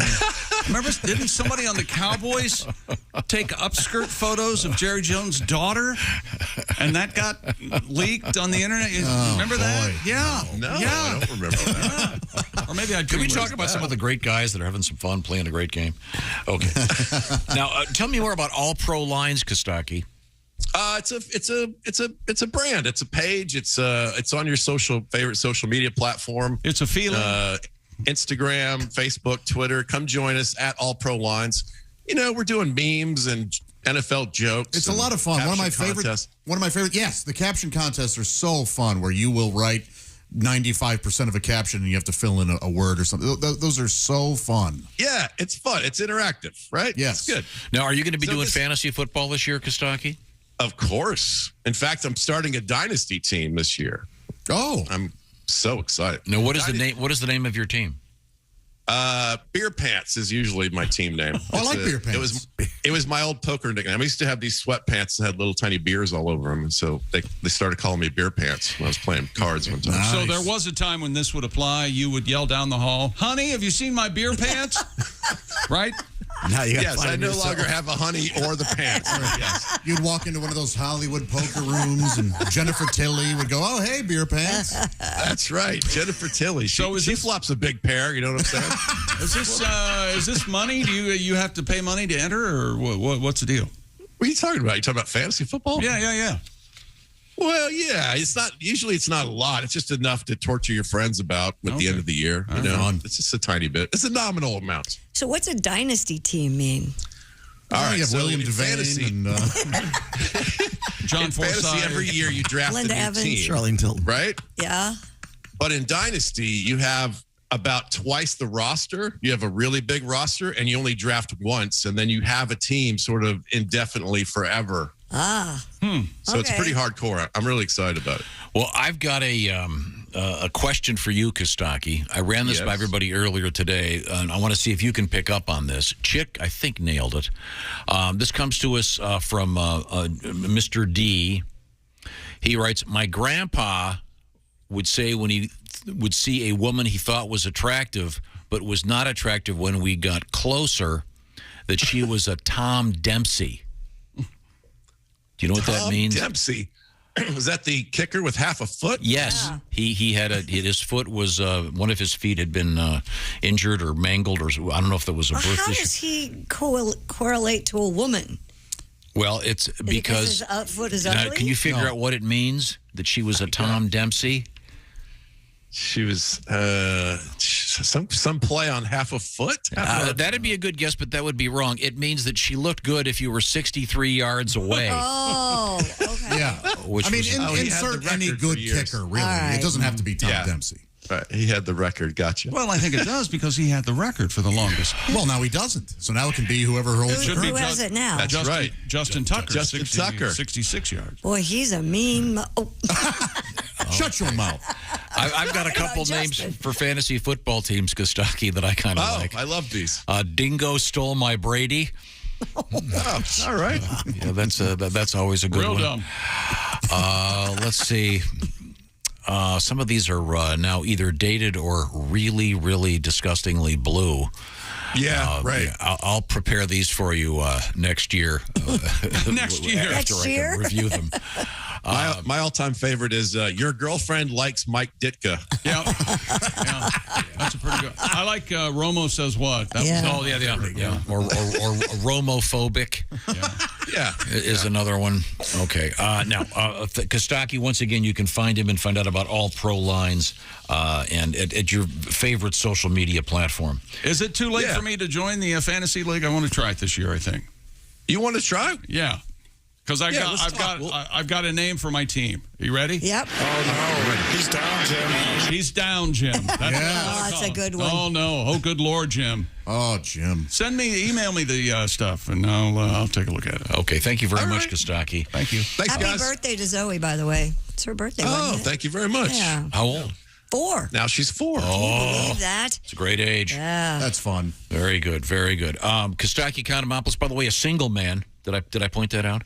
And Kostaki also He's out there, ladies. out there looking. He's got that bed that he only takes up a little bit of it. Zoe needs a stepmama.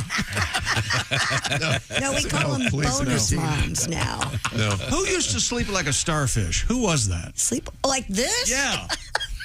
One of our friends, a comedian, Probably Greg Hahn. That would be sleeps my like a guess. starfish, yeah. This Friday, Kostaki's in Fresno. Is it pronounced DeCiccios? I think so. DeChicos. DeChicos. Okay, but you're not in Chico. DeChicos is in Fresno. It's in Clovis. It's like the fancy part Wasn't of Fresno. that Dan Aykroyd's maiden name? Okay, next Friday it's San Luis Obispo and then you've got Colorado Springs and Bakersfield all coming up. Details with Kostaki. Right now, we got to talk about the upside. Josh, tell me more. I'd love to.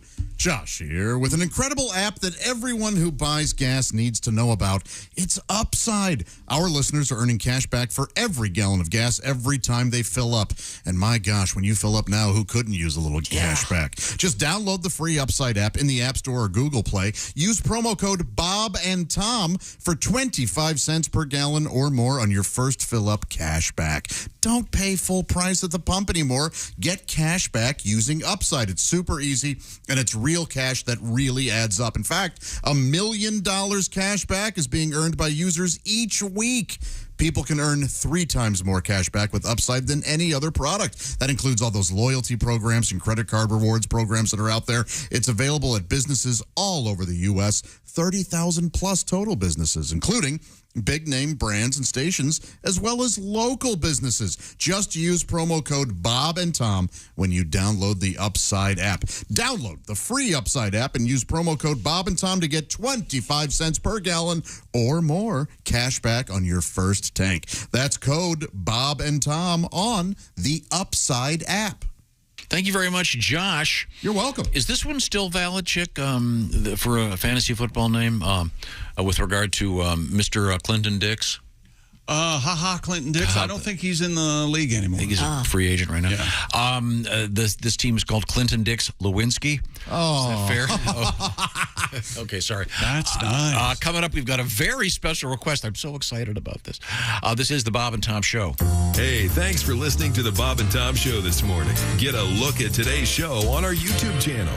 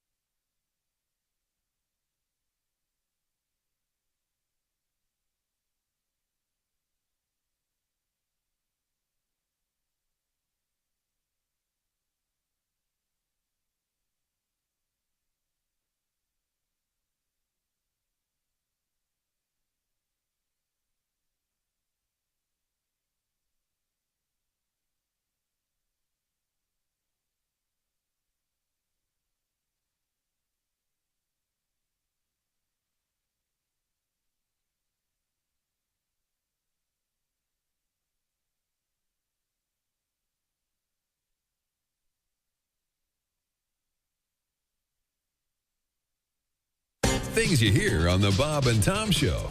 All right, this magician, he gets his job on a cruise ship. So he's working this cruise ship, and he does his act every night. In the front row is the captain of the ship with a parrot on her shoulder. So every night he does his act. Well, by the third night, the parrot starts figuring out this magician's act. So he starts heckling the magician, and it's in his sleeve. It's under his hat. His assistant has it. So that night, they hit an iceberg, and the ship goes down. The magician wakes up floating on a piece of driftwood, and the parrot is sitting on the end of the driftwood, and they stare at each other for 2 days and don't say a word. They just look at each other all mad. Finally, the bird goes, I give. Where's the boat?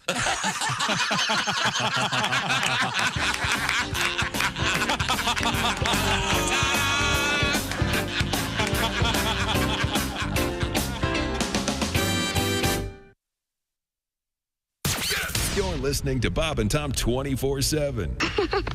You're so weird. You have no idea. Essential Morning Radio. This is Bob and Tom 24/7. 24/7. 24/7. Hello, Mark Allison with you on a Tuesday. Yes, the date is August 9th. We are here live in studio. Thanks for joining us this morning. And if you're looking for a gift that you can give that they can open every day, need something special for someone special, and you need it quick? How about giving them total access to the entire Bob and Tom library? You heard me.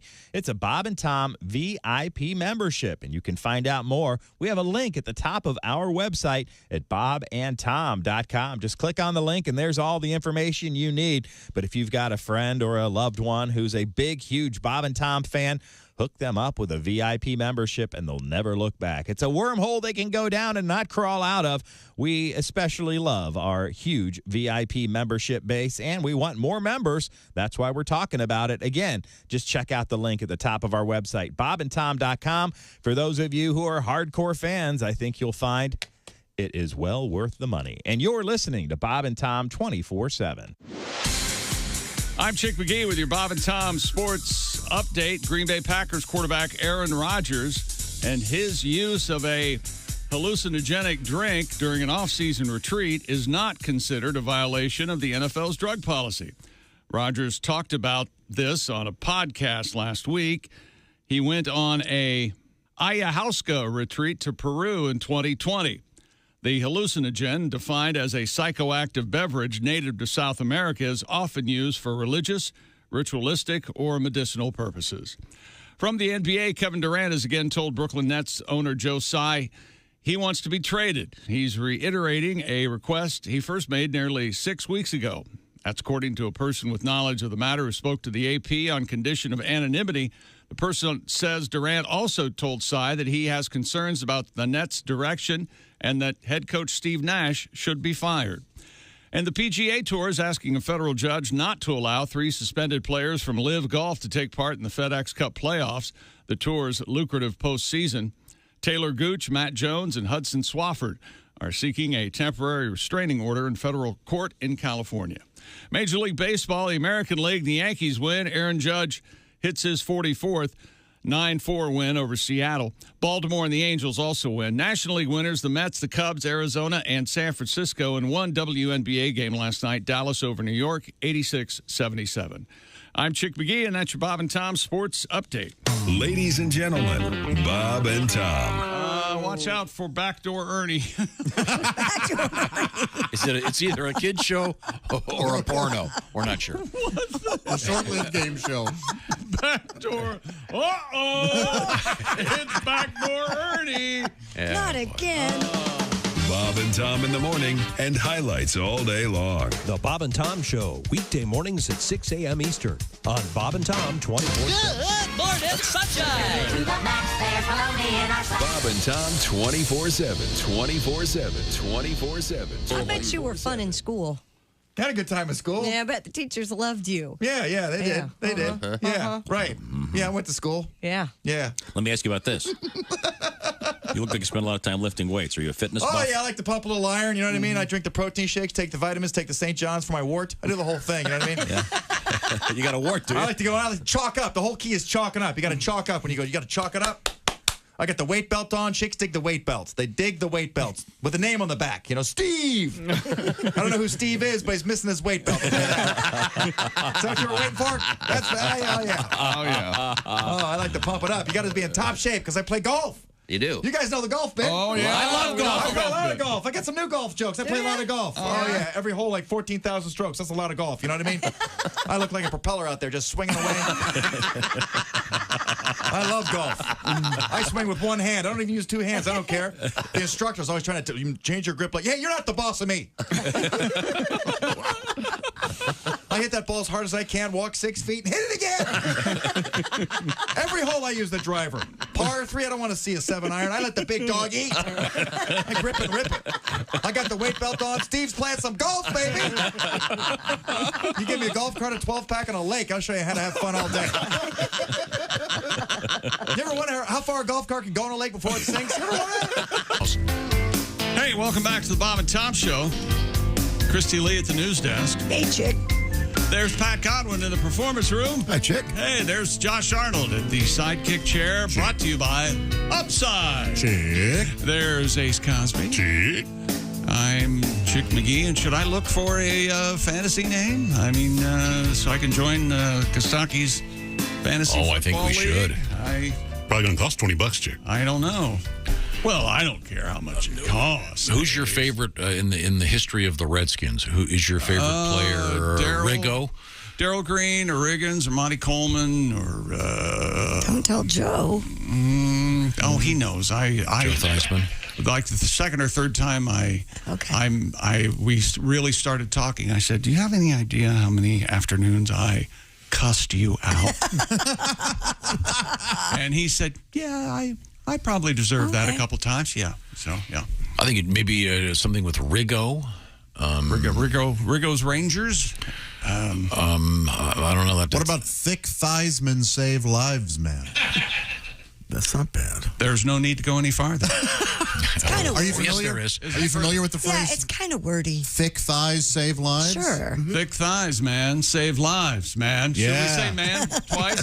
Thick thighsmen save Yeah, Lives. this is going to need some work. We'll have to have some of our friends out there. If you've got a good name for Chick's fantasy football team, by all means. Shoot it to me. Bob and Tom at bobandtom.com. We'd love to hear from you. Kostaki Economopoulos, our NFL correspondent. Once again, you can find him at All Pro Lines and have some fun with his caption contest, et cetera, et cetera. And he is this Friday in Fresno, and I believe it's at DeChico's? Yeah. Okay, DeChico's or DeChichio's? I'm sorry. DeChico's is what he said. Okay, DeChico's. That's, of course, their second store. Yeah. Oh, what's their first? Their first is in Florida.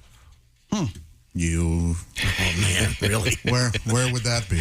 DeChico's is in DeLand. Oh, God, no. Cool, that's cool. Chick, what else do we have? Today's Doug Do they sell Williams. Debuxy jackets Today there? is Doug Williams' birthday. Who's Doug Williams? Famous quarterback. What? Super Bowl 22. Wait, we have to. It's like not finishing shaving a haircut. Why do they call it DeLand, Tom? Because it's near DC. Okay, all right. Now, Doug Williams is famous for being the first black quarterback in a Super Bowl. And one of the reporters, I saw it live, asked him, Doug, how long have you been a black quarterback? So, No. Yep. Are you serious? Yep. Oh. Yep. How do you respond? He just kind of started. He should have looked. He should have looked at his hands and went, "Oh my God, I didn't know." Wait, I'm black? What's going on here? What a jackass question. Oh, yeah. Okay, we have a special request. This goes back a couple news stories. Christy, I don't know if you have this anymore. The mustard shortage. Apparently, there was the mustard crop in Canada. Is where they get a lot of mustard in France. Mustard seeds, and I guess the crop down 90%. Mm-hmm. And so there's a mustard shortage. Yeah, and the Parisians are not happy about it. Okay. Now, we have a special request. This is somewhat obscure. And I want to say a special hello to whoever figured this connection out. But it's been a while. This involves a classic rock icon. Oh, boy. Ladies and gentlemen, Chuck Berry. Hi, it's me, rock and roll icon Chuck Berry. Everybody knows that me and my music are as American as hot dogs and apple pie. I love apple pie. And well, nobody loves hot dog more than me. It's especially with lots of mustard. But not that nasty, cheap stadium mustard. No way. Chuck Berry likes that fancy-smelling French mustard. You know, that Grey Poupon mustard. So, when Bob and Tom Fragrances asked me to come up with a Chuck Berry rock and roll tribute perfume for the ladies, I created a scent that reminded me of my favorite thing. I call it Poop On Chuck Berry. Poop On Chuck Berry from Bob and Tom Fragrances. The same people who brought you Chanel No. 2. It comes from down in Louisiana, close to New Orleans, and there's nothing like it. Poop On Chuck Berry. Ladies, you're going to love it. Oh, yeah. I know I sure do. Look for Poop On Chuck Berry in the bright yellow plastic squeeze bottle and squirt some all over your lady today. Chuck, will you give me a kiss? Oh, I can't kiss you, baby. You smell like mustard. Now go wash yourself off. Thank you very much. Special thanks to Ronnie in the role of... there you go. Not that Ronnie, a different one. In the role of Chuck Berry. A little salute to both Grey Poupon and certain proclivities, allegedly. Now, we return to the... We return to the news desk. And by the way, while we're doing that, Pat. Yes, sir. I've got a thing here. I want you to prepare something. Okay. Your hint is pawn shop. Gotcha. Okay, good. In the meantime, we go back to Christy Lee. What's happening? A live-action film based on the classic arcade game Pac-Man is in development. Live action? Yep. According to The Hollywood Reporter, Josh, the project hails from the company behind Pac-Man and Wayfarer Studios. Here's my review of this idea. It'll be based on the original idea from Chuck Williams, producer for 2020's Sonic the Hedgehog film. Okay. All right. Seems kind of a stretch, don't you That think? was Sonic was a big hit, right? Yeah. Both of them did a lot of pretty money, yeah. I mean, is there anything they can't make a movie out of? Nope. I heard they're doing a deep dive. They're going to do Meet the Press, the movie. Oh. As long as Chuck Todd's in it, I'm on board. Okay, really? Okay. Got a name for your fantasy football team already. Hit me. Hey, we're the Art Monks. Boy, I don't... Close, right? That's good. Didn't I walk in saying that this morning? I go, hey, we're the monkeys. That's so weird. Don't you have one of Art Monk's jock straps? No, I have Mark Rippon's jock strap. I have Art Monk's shoes. Okay. Oh, okay. Man, I sound like a weirdo. A little bit. What kind of a weirdo? Hey, we're the Art Monks is strong. Do you have a Washington room where you have all your stuff? The bar, but it's kind of gone by the wayside. Why do they call it the bar? Because it's near the liquor. And no, it's all kind of like faded. Some of it's faded away because they're the Commanders now. And I go So do you think to get back to it, is a Pac-Man movie a good idea? It depends on how they do it. Timely. Is it a murder? Maybe it'll Live be a murder action, mystery. though. I know it's weird. We'll have to get some actor that can chew the scenery. Okay. Absolutely. Hey! Did you just see Ace when he said timely? and no one laughed except Ace is laughing like crazy. He put his head down. Okay, well, good luck to him. When we come back, we have another request coming up, and I'm not sure it's going to be as good as the Grey Poupon. Well, I haven't heard that in a while. Oh, isn't that strong? That is one fine piece of work. We have kitty cat news coming up. This is the Bob and Tom Show. This is the Bob and Tom Show. Text us at 888-262-8661. More Bob and Tom next.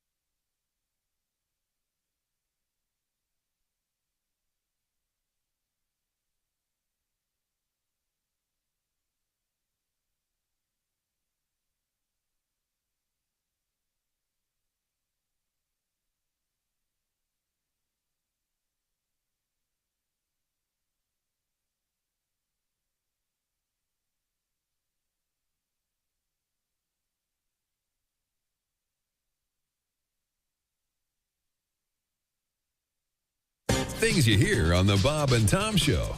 Looking to buy a new car, but the looking part is getting old hat? Well, maybe you need to try shopping at Bob Bile Motors. Bob Bile Motors. Hi. Just stop into Bob Bile Motors and I'll show you my Take a test drive and I'll also let you see my That's Bob Bile Motors. And hey guys, during Bob Bile's Celebration Bonanza Days, if you buy a car from Bob Bile Motors, I'll not only show you my and my I'll let you in the and after that, you're in the Is that even possible? It is at Bob Bile Motors. Bob Bile Motors. Why the hell shop anywhere else? Somebody get me a towel. Due to pending litigation, Bob Bile Motors is suspending free hot dog Fridays.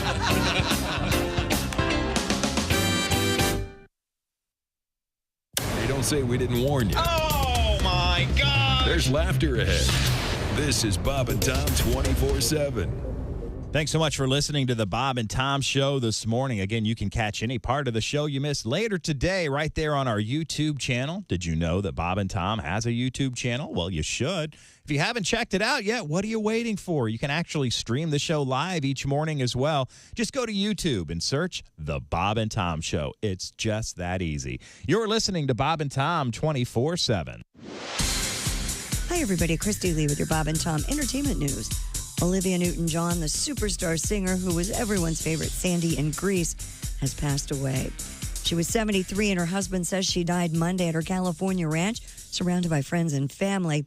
Newton-John reigned on pop, country, adult contemporary, and dance charts with record sales that topped 100 million. She had 14 top 10 singles just in the U.S. and won 4 Grammys. Her husband said she was a symbol of hope after sharing her 30-year journey with breast cancer. For decades, he was the go-to lawyer for top Hollywood types, ranging from Tom Cruise to Michael Jackson. Attorney Burt Fields has died at the age of 93. He leaves a legacy as big as many of the people he represented. Other big-name clients of Fields include George Lucas, Steven Spielberg, Warren Beatty, and the Beatles. And Beyoncé has captured the #1 spot on the Billboard album chart and the Hot 100 singles chart. Her Renaissance album debuts first. Her song Break by Soul jumps from #6 to #1 on the singles chart, giving Beyoncé her 8th #1 hit as a solo act. And that's your entertainment news. I'm Christy Lee. More of the Bob and Tom Show coming up. Hey, hi, this is Tom. And this is Chick from the Bob and Tom Show. Hey, Christy, what's the best way to get full access to the show? Hey, what? You introduced me. That would be to become a Bob and Tom VIP. Very good. Now, Josh, what's a feature of Bob and Tom VIP? Wait a minute. Well, the live 5-camera video stream of the show, plus a podcast of the show and comedy from the Bob and Tom archives. Excellent. Chick, what do you have to say for yourself? Become a Bob and Tom VIP now. Just go to bobandtom.com/VIP. See, that was worth the wait, wasn't it? Bob and Tom. They put the F in professional. I'm sick of being sick. I've been in my bed all week. I feel like dick. I'm sick of my TV. Now I'm hooked on all the soaps on ABC. I try to read a magazine or hear the radio or watch the Bad News Bears again on in HBO. I'm sick of being home, 'cause you think of stupid things when you're alone. I'm sick of this old house, and today I might try on my wife's new blouse. I saw 2 women fight like cats on Jerry Springer's show because their mom was sleeping with their older brother Joe. I'm sick of feeling bad, but at least my older brother's not my dad. I'm sick of these 4 walls, and my arms are tired of playing with my dog. I'm sick. Bravo. Thank you. Hi, this is comedian Rob Haney, and you're listening to Bob and Tom 24/7. This is for the people going through heartbreak right now, and you don't know what to do about it. Okay. Get sick, turn my stomach, throw up, chuck, pray to the porcelain god. Barf, belch, bail out, blow chunks, lose lunch, vomit, feed the fish, and heave a log. Evacuate all you ate, retch, Ralph, regurgitate, drop your cookies, puke, and spew. Hurl, purge are just a few words that come up when I think about you. One way of doing it. That's quality material. You're too hot. that is You're naked and your girlfriend tells you to put some clothes on. You realize it's not your girlfriend. It's just a woman on a bus. That's how you know you're too hot. Bob and Tom, 24/7. Out at the Ruoff. Hey, welcome back to the Bob and Tom Show. At the news desk, it's Christy Lee. Well, hello, Chick McGee. Hello. Hello. There's Pat Godwin. Hey, Chick McGee. He's in the performance room. There's Josh Arnold. Hello, Chick. Oh, this will be good. Hey, Ace Cosby. Hello, Chick. Did he say Chip? Did he call you Chip? Chick. I am Chick McGee, and here's Tom. Hello, Chick. Now, Pat. Yes, sir.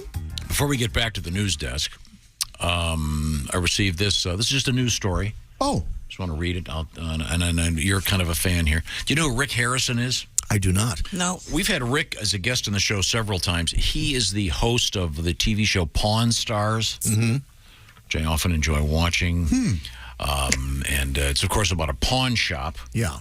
And in Vegas, right? People bring in things, sometimes very exotic, and he always knows a guy. Yeah, he doesn't know about it, but he has a guy. He's got a guy. He's got like for someone will bring in a letter from George Washington that's whatever, right? And he knows what it's worth. But in a recent interview, he was saying that pawn shops are hugely busy right now.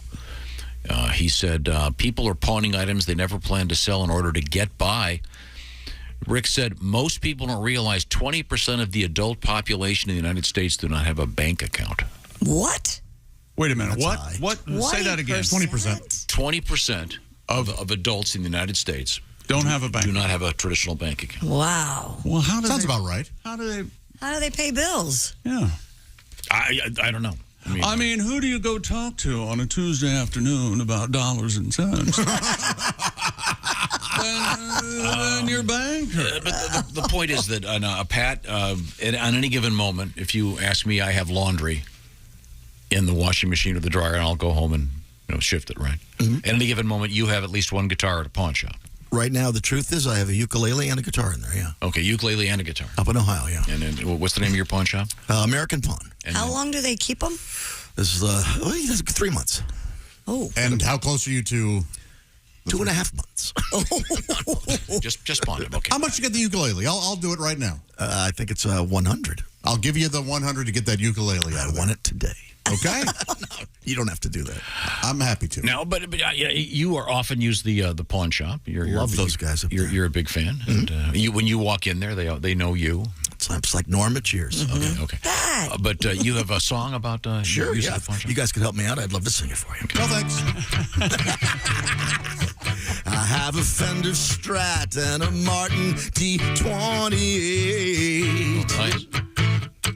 A brand new ukulele in a fancy bamboo case.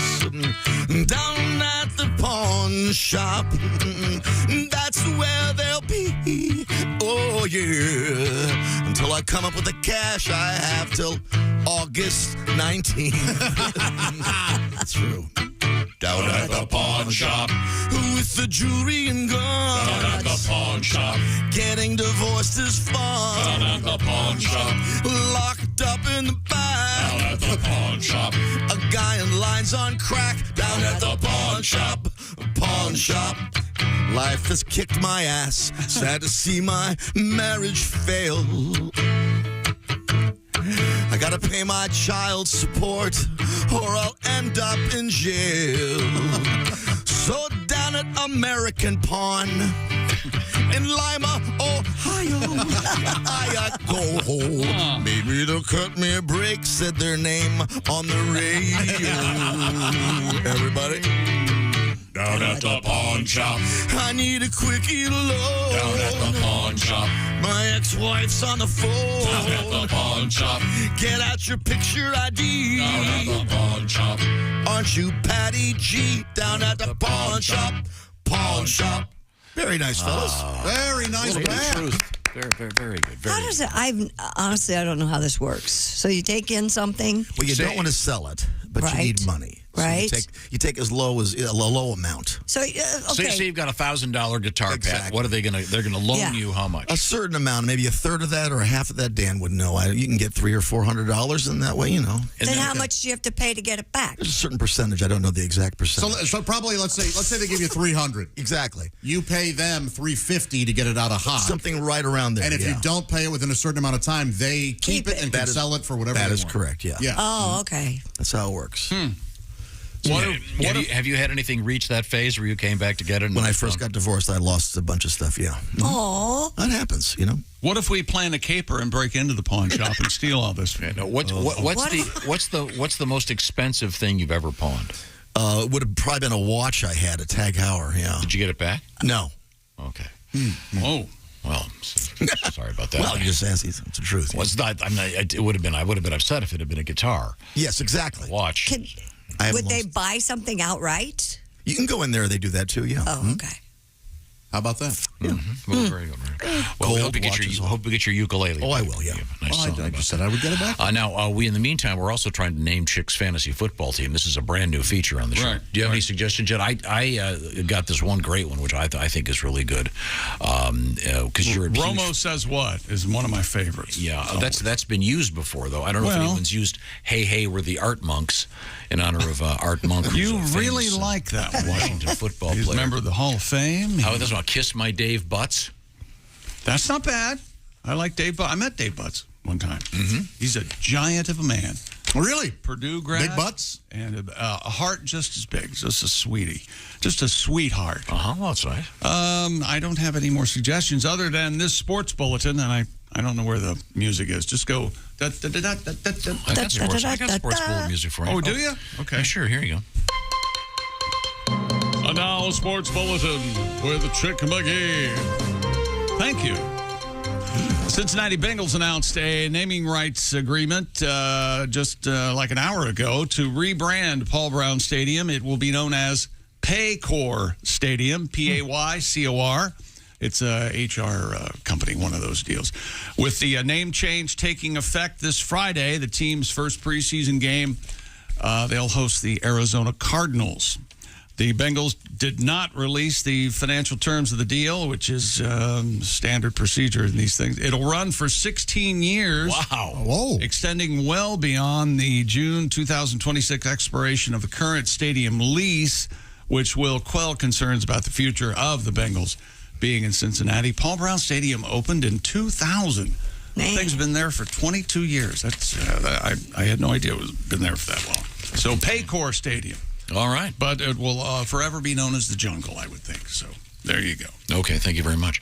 Once again, if you want to submit a fantasy name for Chick's football team in the world of fantasy football, please do. In the meantime, she's your fantasy newscaster. It's future Hall of Famer Christy Lee. What have you got over there? Well, here on Earth, we recently experienced our shortest day since atomic clocks were invented, Josh. According to the International Earth Rotation and Reference System Service, they're busy.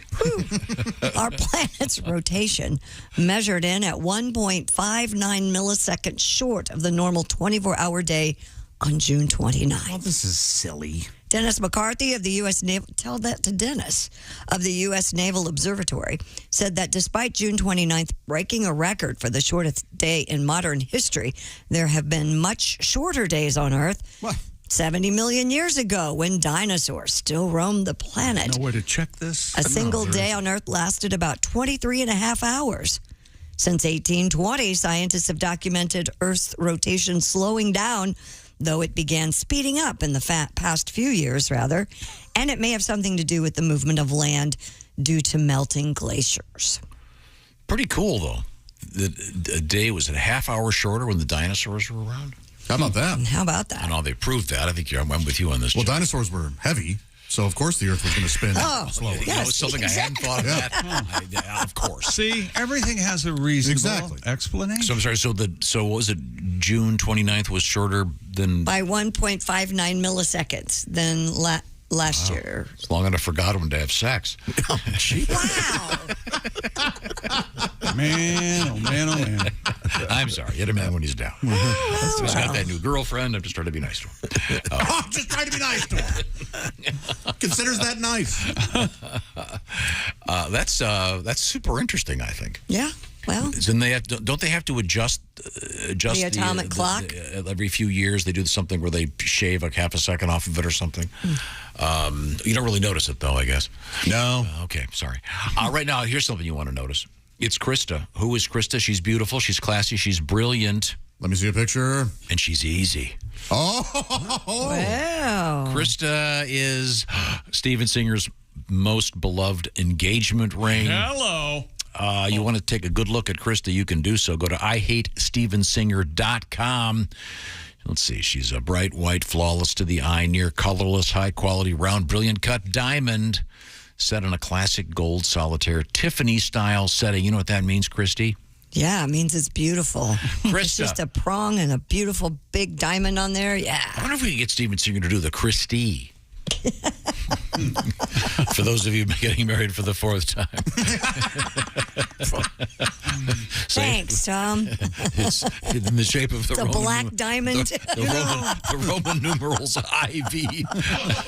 You've been married and divorced, okay? You're not above the fray. At all. Yeah, but my name isn't like Krista. See, Christy's like Krista. Mm-hmm. If it were called the Tom, but it's not, go to IHateStevenSinger.com. By the way, Steven, I've got a feeling this one's going to be in the house. Steven makes it easy to get the perfect engagement ring. Do I have to tell you any more? You know about Steven Singer. Fast, free shipping, 12-month interest-free financing, a 100-day, 100% no-hassle money-back guarantee. If she says no, give me that ring. You're okay. IHateStevenSinger.com. Krista, ready for love, the diamond engagement ring. Remember, she's beautiful, she's classy, and she's so easy. It's the smartest way to buy a real diamond engagement ring. Tell Steven that everyone from the Bob and Tom Show said hi. IHateStevenSinger.com. You could get that shipped today.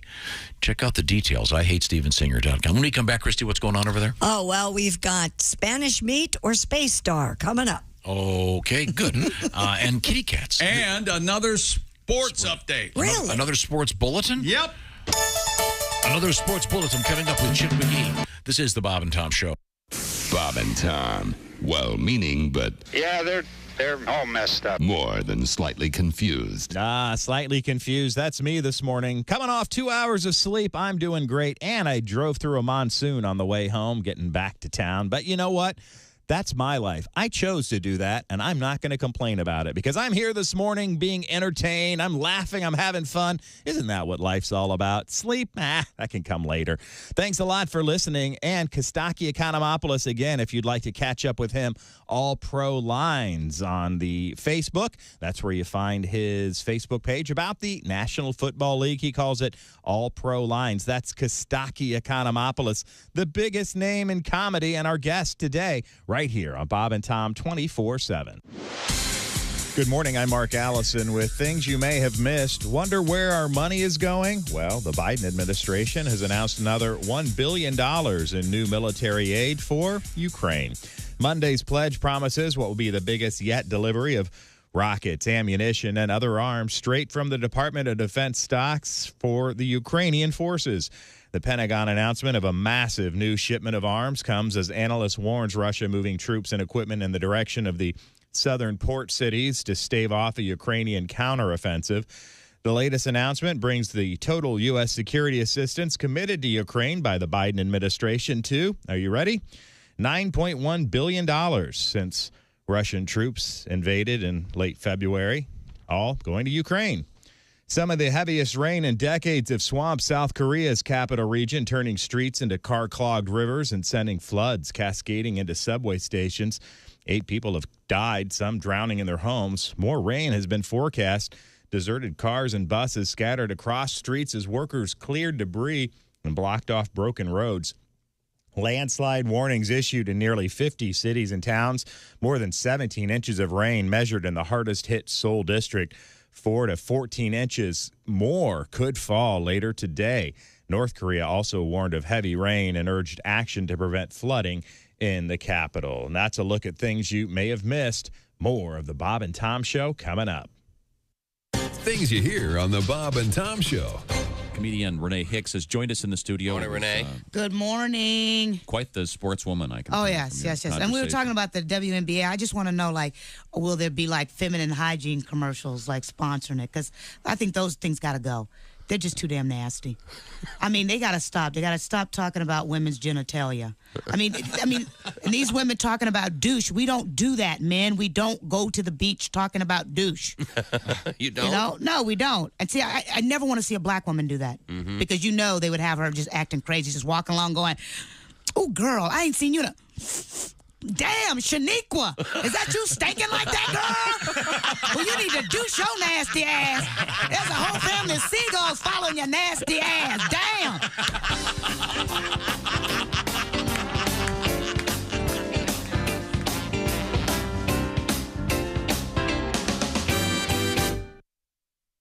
Ladies and gentlemen, Bob and Tom. They tried making me take algebra in high school, too, man. I couldn't even focus on it regular. I got thrown out for laughing because it had the word bra in it. I swear to God. Then they made me take a foreign language. I picked Spaniard. Miss Rodriguez had the biggest rack and the shortest skirts of all the teachers. Really? I better go. I got to get Whiffy cleaned up.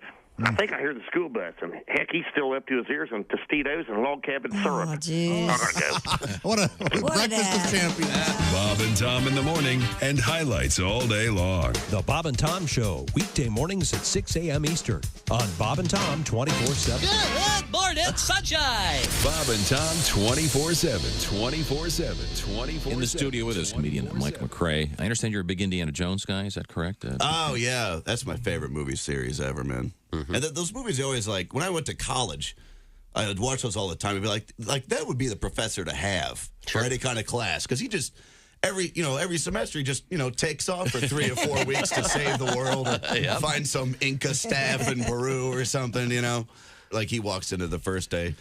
All right, class, my name is Dr. Indiana Jones. I'll be your professor for Archaeology 101. His dad busts in the door. Junior, Dad, I'm teaching class here.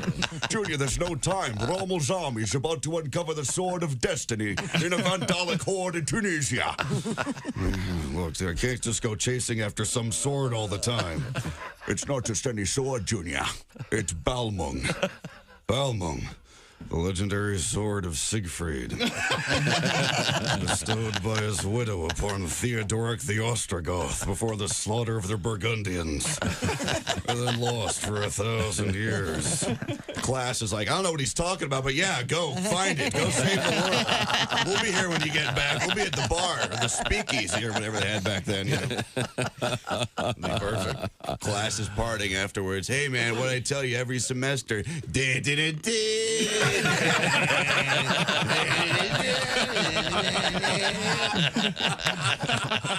Hi, this is Bob and Tom 24/7. My name is Jim Gaffigan.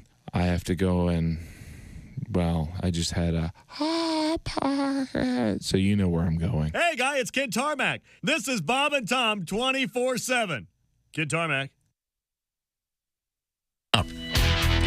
Welcome back to the Bob and Tom Show. Christy Lee at the news desk. Hey. There's Pat Godwin in the performance room. Hello. There's Josh Arnold. He's at the Upside Sidekick. Yes, the old Upside. There's Ace Cosby. Howdy. I'm Chick McGee, and here's Tom. I'm just only here for a reason. That's to introduce what I was told would be a sports bulletin. That's exactly right. I've got the freshly minted sports bulletin news break music. Time now for a sports bulletin. Here's me. Thank you. The freshly minted news bulletin music. The Big Ten.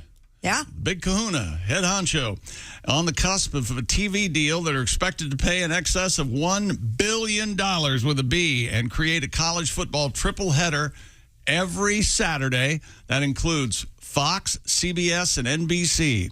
If the agreement goes through, ESPN will be out of the business of Big Ten football and basketball for the first time in 40 years. The Saturday format would likely be Fox with a noon kickoff like they do now, followed by CBS in the late afternoon like they do now, and then NBC in primetime on Saturdays. Good. I like this. This will replace the SEC, which will be moving all its games. SEC is now on CBS, and then it'll go to ABC, ESPN in a deal that a lot of letters in this story. Pays the SEC. SEC, CBS. Yeah. How many teams are in the Big Ten? 12? This is an actual sports story, and you're pissing all over it. Will you stop it? I like that they'll all be on broadcast television, so if you can't afford basic cable or anything like that, you can still watch these games. But I've got the Big Ten Network, so what's going to be on that?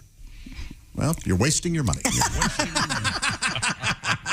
Maybe you could have some Wi-Fi or something. You turn it on, it just says, please turn to Fox. No, it'll have all the girl sports on it. Oh, there you go. That's right. Like volleyball and lacrosse. Yeah, you're right. Yeah. All that. A lot of gymnastics. I still think it's immoral that there are more than 10 teams. I'm sorry. Oh, that's what you're hung up on. Yeah. Good point. It's confusing for the kids. Yeah, do it for the kids. If you can't figure that out and you're in college, you've got some problems. I'm just saying. Let's be real here. This is a free minor league for the NFL. Let's be real. Okay. It's college football. What about the graduates who cheer for their colleges? And people sure love their college football. Damn right they do. That's fine. So the networks are paying the Big Ten $1 billion? Is that how that works? Just the Big Ten alone. Wow. $1 billion. Okay, good. Maybe pay off some of those student loans. I doubt it. Okay, back to you, Christy Lee. I knew I shouldn't. I just let it happen and act like we covered it. I don't know what I was thinking. Go A ahead. French scientist has apologized after tweeting an image of a distant star. Why apologize? Well, Josh turned out to be a slice of meat. Here's the a apology. slice of meat. Yes. Here's the apology, Josh. Sorry. No, it's French. Sacré bleu. Sorry. Yeah. Merci. Etienne Klein, a physicist and research director at France's Alternative Energies and Atomic Energy Commission, shared a photo of what he claimed was Proxima Centauri, the nearest star to the sun. Turns out it's Proxima Salami. Is huh? it like prosciutto or something? Or? Located 4.2 light years away from us, and he claimed that it was taken by the James Webb Space Telescope. Yeah. Praised the detail it offered. USA Today reports that a few days after that tweet, though, Klein admitted to a prank and said the photo was actually of a chorizo slice. Really? How strange. That is just awful. How many people even probably noticed it? Maybe it was just a joke, Tom, like you like, a big joke. You think science is a joke? Tom doesn't like pranks. How do we know any of these James Webb photos are real? Because they're real. Because you've seen the other telescope they've got up there, the Jack Webb telescope. Well, that one just takes pictures of the facts. Yeah, that one just sends us. That takes pictures. They point it back there. That takes pictures of dirty hippies.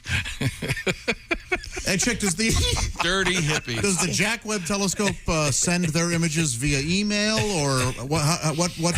They usually send them by fax, ma'am. Just the fax. Just the fax. Just the fax. Thank These you. are Thank you. I had no idea what he wanted. Right? Yes, the show was Dragnet. Okay. Yeah. So I'm sorry. So this guy took a picture of meat and said it was the a star. I think that's a pretty good. That kind of just proves that we're all. You know what? I like. They can show us that, hey, this came from a telescope. Yeah. Well, how about that? I don't know what this other picture is. He says it's a black hole. Yikes. Whoops. 100-million-year-old dinosaur footprints have been discovered in southwestern China. Sure they are. According to CNN, a patron at a restaurant in Lashan spotted the prints in the restaurant's courtyard. Paleontologist Lida Xing I'm home again. said the stone pits at a restaurant contain the footprints of two sauropods, a type of long-necked dinosaur that was the largest animal to ever walk the earth. Those sauropods work out far too often, and they get up and they're like, oh, it's very, very sore. Before it was a restaurant. Glad you didn't have much time to think that one through. The location. I was down the road before I realized I don't have anything. Before becoming a restaurant, the location was used as a chicken farm, with the dinosaur footprints buried by layers of dirt and sand and probably chicken. Yeah. Shielding them from erosion and weather damage. The dirt was only removed about a year ago when the restaurant opened. The owner has since fenced off the site to prevent people from stepping on the dinosaur prints. Dinosaur footprint sounds like a really cool dessert for kids. Yeah, like moose tracks and dinosaur footprints. Yeah, it's cool. That's neat. Very good. Now, how's it going in there, Pat? Going good. Okay, good. Enjoying the show so far. Oh, good, man. Glad you like it. You guys are funny. Yeah. Oh, thank you. Thank you very much. Not only doesn't he buy a ticket, we pay him. That's amazing. What else you got, Christy? A Wisconsin couple is turning their home into a museum. What kind? Well, to show off their cat figurine collection. Thank you for asking, Josh. Oh, that's very cute. Sean Redner and Hillary Siegel Redner have over 13,000 unique cat figurines and pieces of art. And no friends. Yes. All of which. You know what this guy doesn't have? What? A place to hang himself. Apparently not. Yeah, apparently she has. How many cats is it, honey? 32. 13,000 cat figurines. Oh, another one, huh, honey? All of these pieces of art purchased secondhand or given to them. According to What's that smell? Piss. Oh. According to WTMJ. We're WTMJ. We can't. Our news. Our jaws are wired shut. Approximately half. Lock in to WTMJ. Oh. Approximately half of that collection is on display inside their Menominee Falls home, which they call the Redner's Rescued Cat Figurine Museum. Sure they do. They call it the Museum. I see. Punch them right in the face. Very cute. Oh, like meows? Yes, the home is open to visitors on the third Sunday of every month. Oh, is that right? Fourth Sunday if there's a holiday, Josh. Okay. It costs you $5 for adults, children under 12 free. And all proceeds are donated to a local cat shelter. To see 13,000 cats made out of plastic or something. Well, they have unique cat figurines and pieces of art, Tom. 13,000. Wow. You wouldn't pay $5 to see that? Last time I saw 13,000 cats, I was at a jazz festival. Those cats were They were wailing. Man, they were. I'll tell you what, on 9 Lives, all sad. That's great. That's beautiful. That's these cats are just Very, very sad. They're porcelain kitties. Just sad. Sad, man. That is, God, I hate figurines anyway. How do you hate figurines? So what does that go with? You hate, what do you hate? You love stilts. You hate stilts. No, I love stilts. Stilts are fun. You What hate do you- knickknacks. I just can't say, I don't, hate it's just more stuff to figurines. clean. Are you also anti-paddywhack? But you give your dog a bone, don't you? I do, just Okay. yesterday. Oh. So you're saying knickknacks. Paddywhack. You give your dog a bone. What is a paddywhack? I'll tell you. How about Godwin knows. Not only will God 5 tell times you, a week. he'll show you. Is a paddywhack an actual thing, or is it just I don't something know. that's I don't know. I'll look it up. just a convenient rhyme? What do you think? Do you think it's Paddy? Like I think it is. Dostoevsky, I think it or- probably is, yeah. So you hate figurines? Just yes, as a general rule, yes. How about action figures? My son Sam. Have you ever been over to his house lately? Yeah, sure. Yeah, it looks like Tons. he has hundreds of action figures. So To each his own? yeah, I don't have any action figures because I'm an adult. Wow. You know what a paddywhack is? What is it? It's a thing. It's a couple things, yeah. Uh-huh. A fury or a rage. So, boy, he was throwing a paddywhack. Yeah. This also says an Irishman. Oh, Irish temperament. and a priest walk into a bar. Yeah, so a paddywhack and a priest. Can that be right? And then in the meat industry, it's a ligament. Ooh, So, what? yeah, hey, remove all the paddywhacks from that brisket, will you? Ligament. And no Irish. No iron. How about that? Wow. That's where the patty Dried patty whack is commonly packaged and sold as a dog treat. Give a dog a bone. There it is. There you go. No Yeah. idea. So you finally learned something on this show. Wow. Knick-knack paddywhack. Took 37 years. We've learned that, and we learned that dinosaurs had daylight savings time, right? Well, but there's no way to check that. Okay, sorry. Dried ligament. That is just awful. Ugh. A Florida man found a bear helping itself to a snack from the refrigerator in his garage. How you doing? Jason Mickle of Sanford said a neighbor alerted him to an intruder in his garage. But when he went to check, he found a black bear was rummaging through his refrigerator. All right, who's in my you know what? Have at it. Yeah, better this one than the one inside the house. Food strewn across the ground. In a video Mickle recorded of the encounter, he scolds the bear as it moseys up with a box of food in its mouth. Oh. According to WKMG TV. Again, a TV station. Mickle That's all you've got? I'm resting too on late. WTMJ. TMJ was very strong. What was this one called? WKMG. KMG. Anything come to mind? News coming for you. Mickle followed the bear in his car, found it snacking on some We're food in gonna get another neighbor's yard. News all over you. The bear went into a resident's garage before ultimately you heading mean- into the woods. Excuse me, you mean coming? Is that where you're getting? Right. That's right.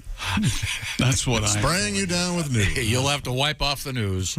Our news will be arcing onto your chest. Okay, got it. Okay. So I'm sorry. So this guy goes home and he's got a bear eating the salmon patties out of his garage. Yeah. In the refrigerator. Wow. Man, I was at the zoo yesterday, and the bear had a big tire on. They had put it up on a big limb, and he was trying to get the tire off the limb.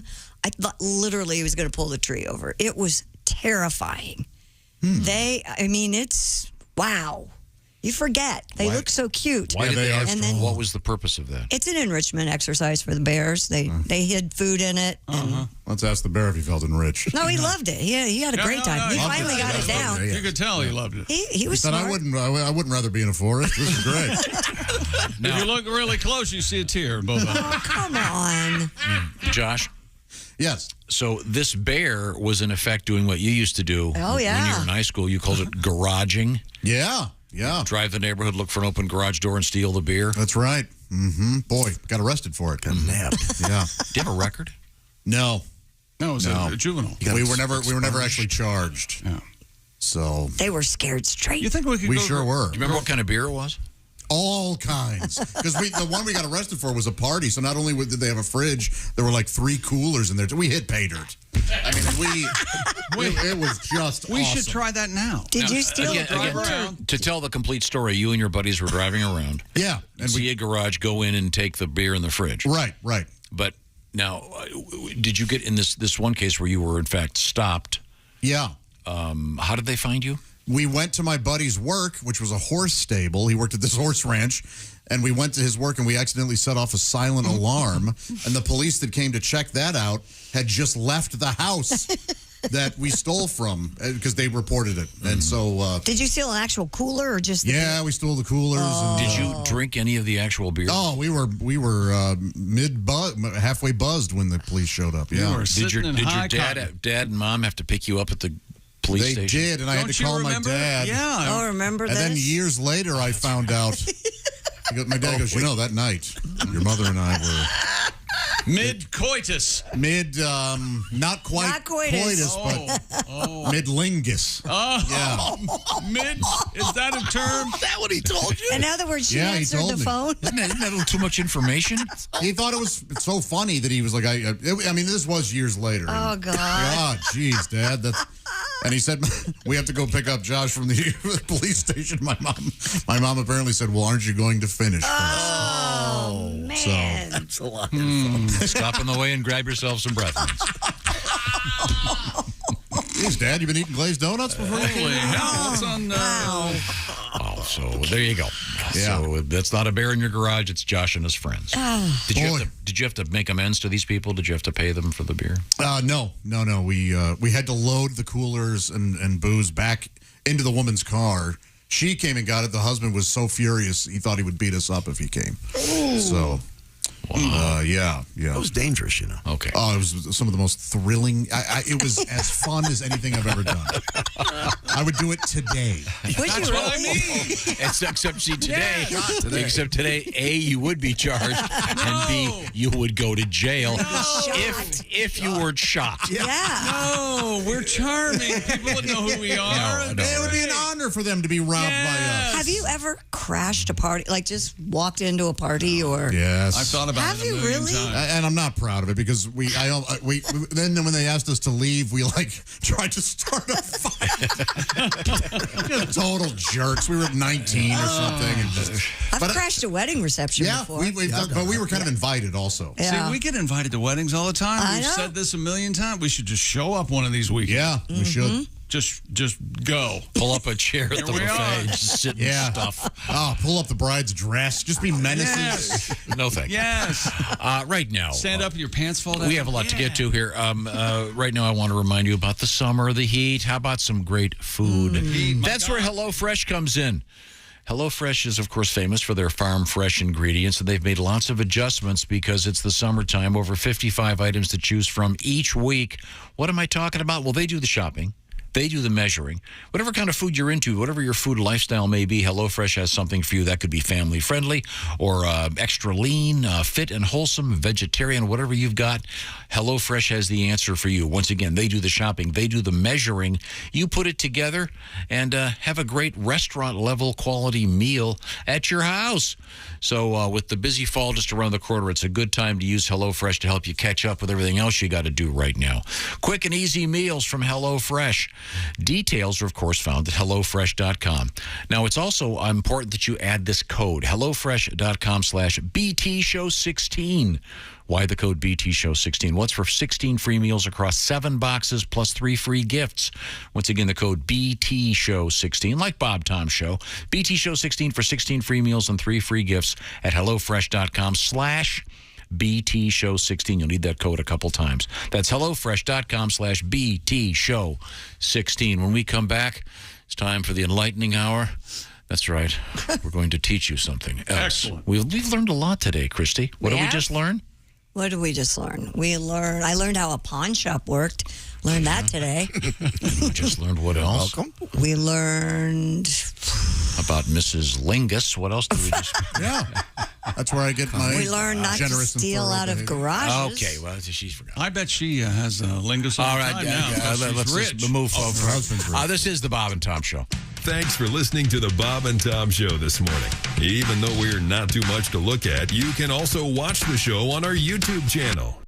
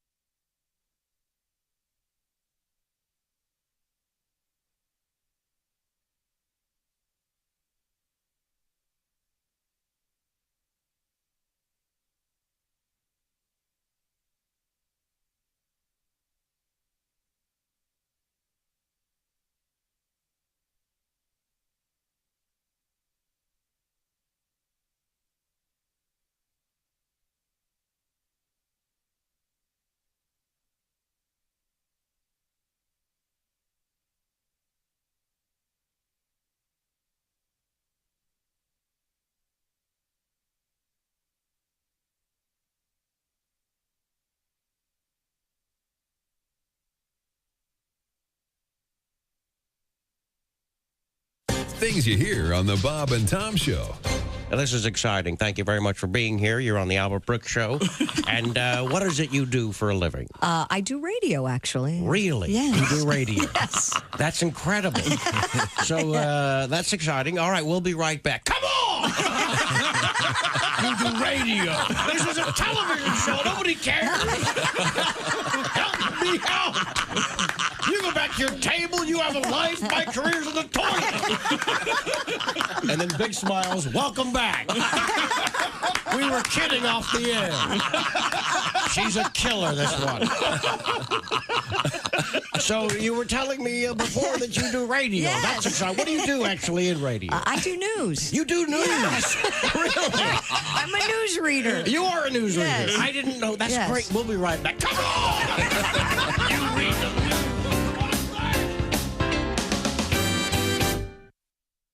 Hey, this is comedian Ron White, and you're listening to Bob and Tom 24/7. Tater salad. What's up? Mark Allison, Mike, Mark, whatever, if we're going by nicknames. Thanks so much for joining us here on Bob and Tom 24/7. Hope you're having a great morning.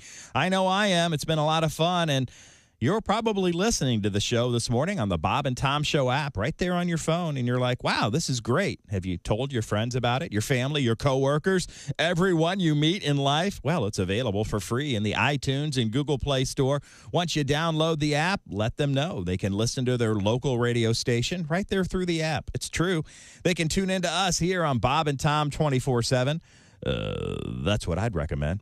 You can also set an alarm that'll wake you up with the show. Imagine that. Josh Arnold, the first voice you hear in the morning. It's true, and it's all available for free. Did I mention the Bob and Tom Show app is free? Yes, that's the best part. Free. We love free things around here, and the Bob and Tom Show app is definitely one of them. Available right now for free in the iTunes and Google Play Store. Depending on your mobile device, you'll figure it out. You're smart. And you're smart because you're listening to us, and you're still listening after I've rambled on. So we'll move on to other things, but thanks so much for being here. I truly mean that. And you are listening to Bob and Tom 24/7. Hi, everybody. Christy Lee with your Bob and Tom News Update. The FBI searched ex-President Donald Trump's Mar-a-Lago estate as part of an investigation into whether he took classified records from the White House into his Florida home. The search, which the FBI and Justice Department did not immediately confirm, marks a huge step in law enforcement scrutiny of the ex-president. Twitter is reporting it doesn't know how many anonymous account owners were affected by an exploit of its software or where the victims are, but the effect of the electronic exploit global. The exploit lets users set a login if a particular phone number or email address is tied to an existing Twitter account. That's troubling to those who want to shield their accounts. Twitter says it's trying to reach those who might be affected by that breach. And after the disruption of online learning, first-year college students are arriving on U.S. campuses unprepared for the demands of college-level work, according to experts. Colleges from New Jersey all the way to California have expanded summer bridge programs aiming to get students up to speed in math and English before they arrive on campus. Experts say it's clear remote instruction caused learning setbacks and the stakes are high. Research shows students who start college a step behind are less likely to graduate. And that's your news. I'm Christy Lee. More of the Bob and Tom Show on the way. Hey, man, it's Donnie Baker. And the fact remains there's nothing better than being a VIP. And I don't mean like his dudes on Pervert Rabbit Xanadu's. I'm talking about a Bob and Tom VIP. Best thing, you'll never miss another minute of the show. I swear to God. You can hear the show here in the morning, and then because you're a Bob and Tom VIP, you'll get the podcast of the entire show, a 12-month library of podcasts, hundreds of Bob and Tom comedy tapes, and a 60-day video archive of the show. Bob and Tom VIP. You have to get it. It's state law. Bob and Tom. For your information, these are two of the worst kids I have ever encountered in my life, and I worked the state fair. We were stupid before stupid was cool. Brand new feature, Biff Whiskey, Frontier Lifeguard. As told by Arnie Whiskey, Frontier Golfer. I should have known. Well, you know, I was a man about town, and also at the Whiskeyville Country Club and Salad Bar. Of course, the country club, we have our very own swimming pool. And, of course, we had to have a lifeguard for the youngsters there. Well, we hired a young fellow named Biff Whiskey, and he was the lifeguard, you know, at the pool. Well, this young fellow walks up to Biff, and he goes, "Excuse me, Biff, but what's the best way to teach a girl to swim?" Well, Biff says, "Come here, young fella." He goes, "Now, here's how it's done. First, you walk her slowly into the water, all right? Mm-hmm. Then you put your arms gently around her waist. Then you rub your hands delicately up and down her arms. Mm-hmm. Then just kind of lean over and softly kiss her on the neck." The young fella says, wait a minute. I'm teaching my sister." He goes, "In that case, just push her in the deep end." Except in Kentucky. Jeez. I knew I should have held my ears for that. Thus concludes another exciting quick episode of Biff Whiskey, Frontier Lifeguard. Thank you very much. You don't say we didn't warn you. .com. Hey, welcome back to the Bob and Tom Show. Christy Lee at the news desk. Hey, Chick. Hey, there's Pat Godwin in the performance room. Hey, Chick. Hey, there's Josh Arnold at the upside sidekick desk. Chick. Hey, there's Ace Cosby. Chick. Manning the track phone hotline hot phone. I'm Chick McGee, and here's Tommy. Oh, boy. Uh-oh. What? What Why happened? do you say it that way? Because I'm looking over today in history, and it's depressing. Let's get right to it. If there's anybody who can put a smile on this pig, it's us. That's right. Time for Today in History. I don't think so. Well, we'll do our best. Well, maybe the first one. Today in history. This is this is fun. This is important. It's serious. Industrial. The industrialization of civilization. You can hand it over. At least part of the reason. What is it? Jesus. Good God, It's man. in the form of a quiz. We do it Socratic style. Okay. 1898. Rudolph Diesel. Did you know that was his first name? I don't even know what you're talking about. Rudolph Diesel invented the diesel engine? He patents his internal combustion engine. Yeah. Ooh. You've never heard of Rudolph Diesel? I've heard of Rudolph. I've heard of a diesel engine, but no, I've never heard of it. Have you heard of a diesel fitter? No. Oh, yeah, it's a job. Explain how it works, Josh. Something to do with... It's an underwear factory. Right. Boy, you're right. This is a terrible thing. Yeah, it's an underwear factory, and lady goes, well, what do you do here, sir? Yeah. And he goes, I'm a diesel fitter. And he goes, what do you do? And he takes the underpants, puts them on, and goes, diesel fitter. Oh. See, there you go. That's a classic. Yeah. But I didn't know his name was Rudolph. That's kind of fun, at least. See, that's why, by the way, he would help all the other. Because of Christmas, that's why they have the green pump for the diesel fuel, the red and green for Christmas. I don't know if you knew that. This should be a national holiday. You know whose birthday it is today? Whose? Sam Elliott. That's what's for dinner. He's 78 today. Oh, my gosh. What if he walked up to you, Christy? Christy Lee, you're what's for dinner? I'd be, yes, I am, on a platter. Didn't hesitate much on that one. No. Okay. Famous for his mustache? Mm-hmm. No, not really. He's just famous for being Sam Elliott. I think he's one of the more famous mustachioed. No, it's not. Name a more famous mustache. Hitler's not included. I mean, Tom Selleck would be more famous than Sam Elliott. I don't think so. You don't think so? All right. Okay, let's see. This is all the rest of this stuff is just too depressing to even read. Oh, come on. We'll be the judge of that. No, it's bad. Trust him. Really? Yeah. All right. It's bad. Yeah. Any birthdays? God, this is even worse. I thought it was terrible. Now I can't even read this one. Here we go. Birthday. Here we go. This is a good one. See if anyone gets this one. It's a trivia question. All right. 1950. Chris Haney. Happy birthday. Chris Haney. Mr. Haney's son. He created the game Trivial Pursuit. Oh. I wonder if that's a question in Trivial Pursuit. No one would ever get it. Melanie Griffith, 65 today. You Jillian like her? Anderson, 54. Now, is it Jillian or Gillian? Jillian. Oh, did you see whose birthday it is, Tom? One of your favorites. Thomas Lennon. Oh, I love that guy. I do too. Oddly enough, 87 today. Thomas Lennon is an 87. Boy, he looks great. And Chick, one of your favorites, Anna Kendrick, is 37. Oh, now she's ruining toys and mortgages with the Barbie ad. Have you seen that one?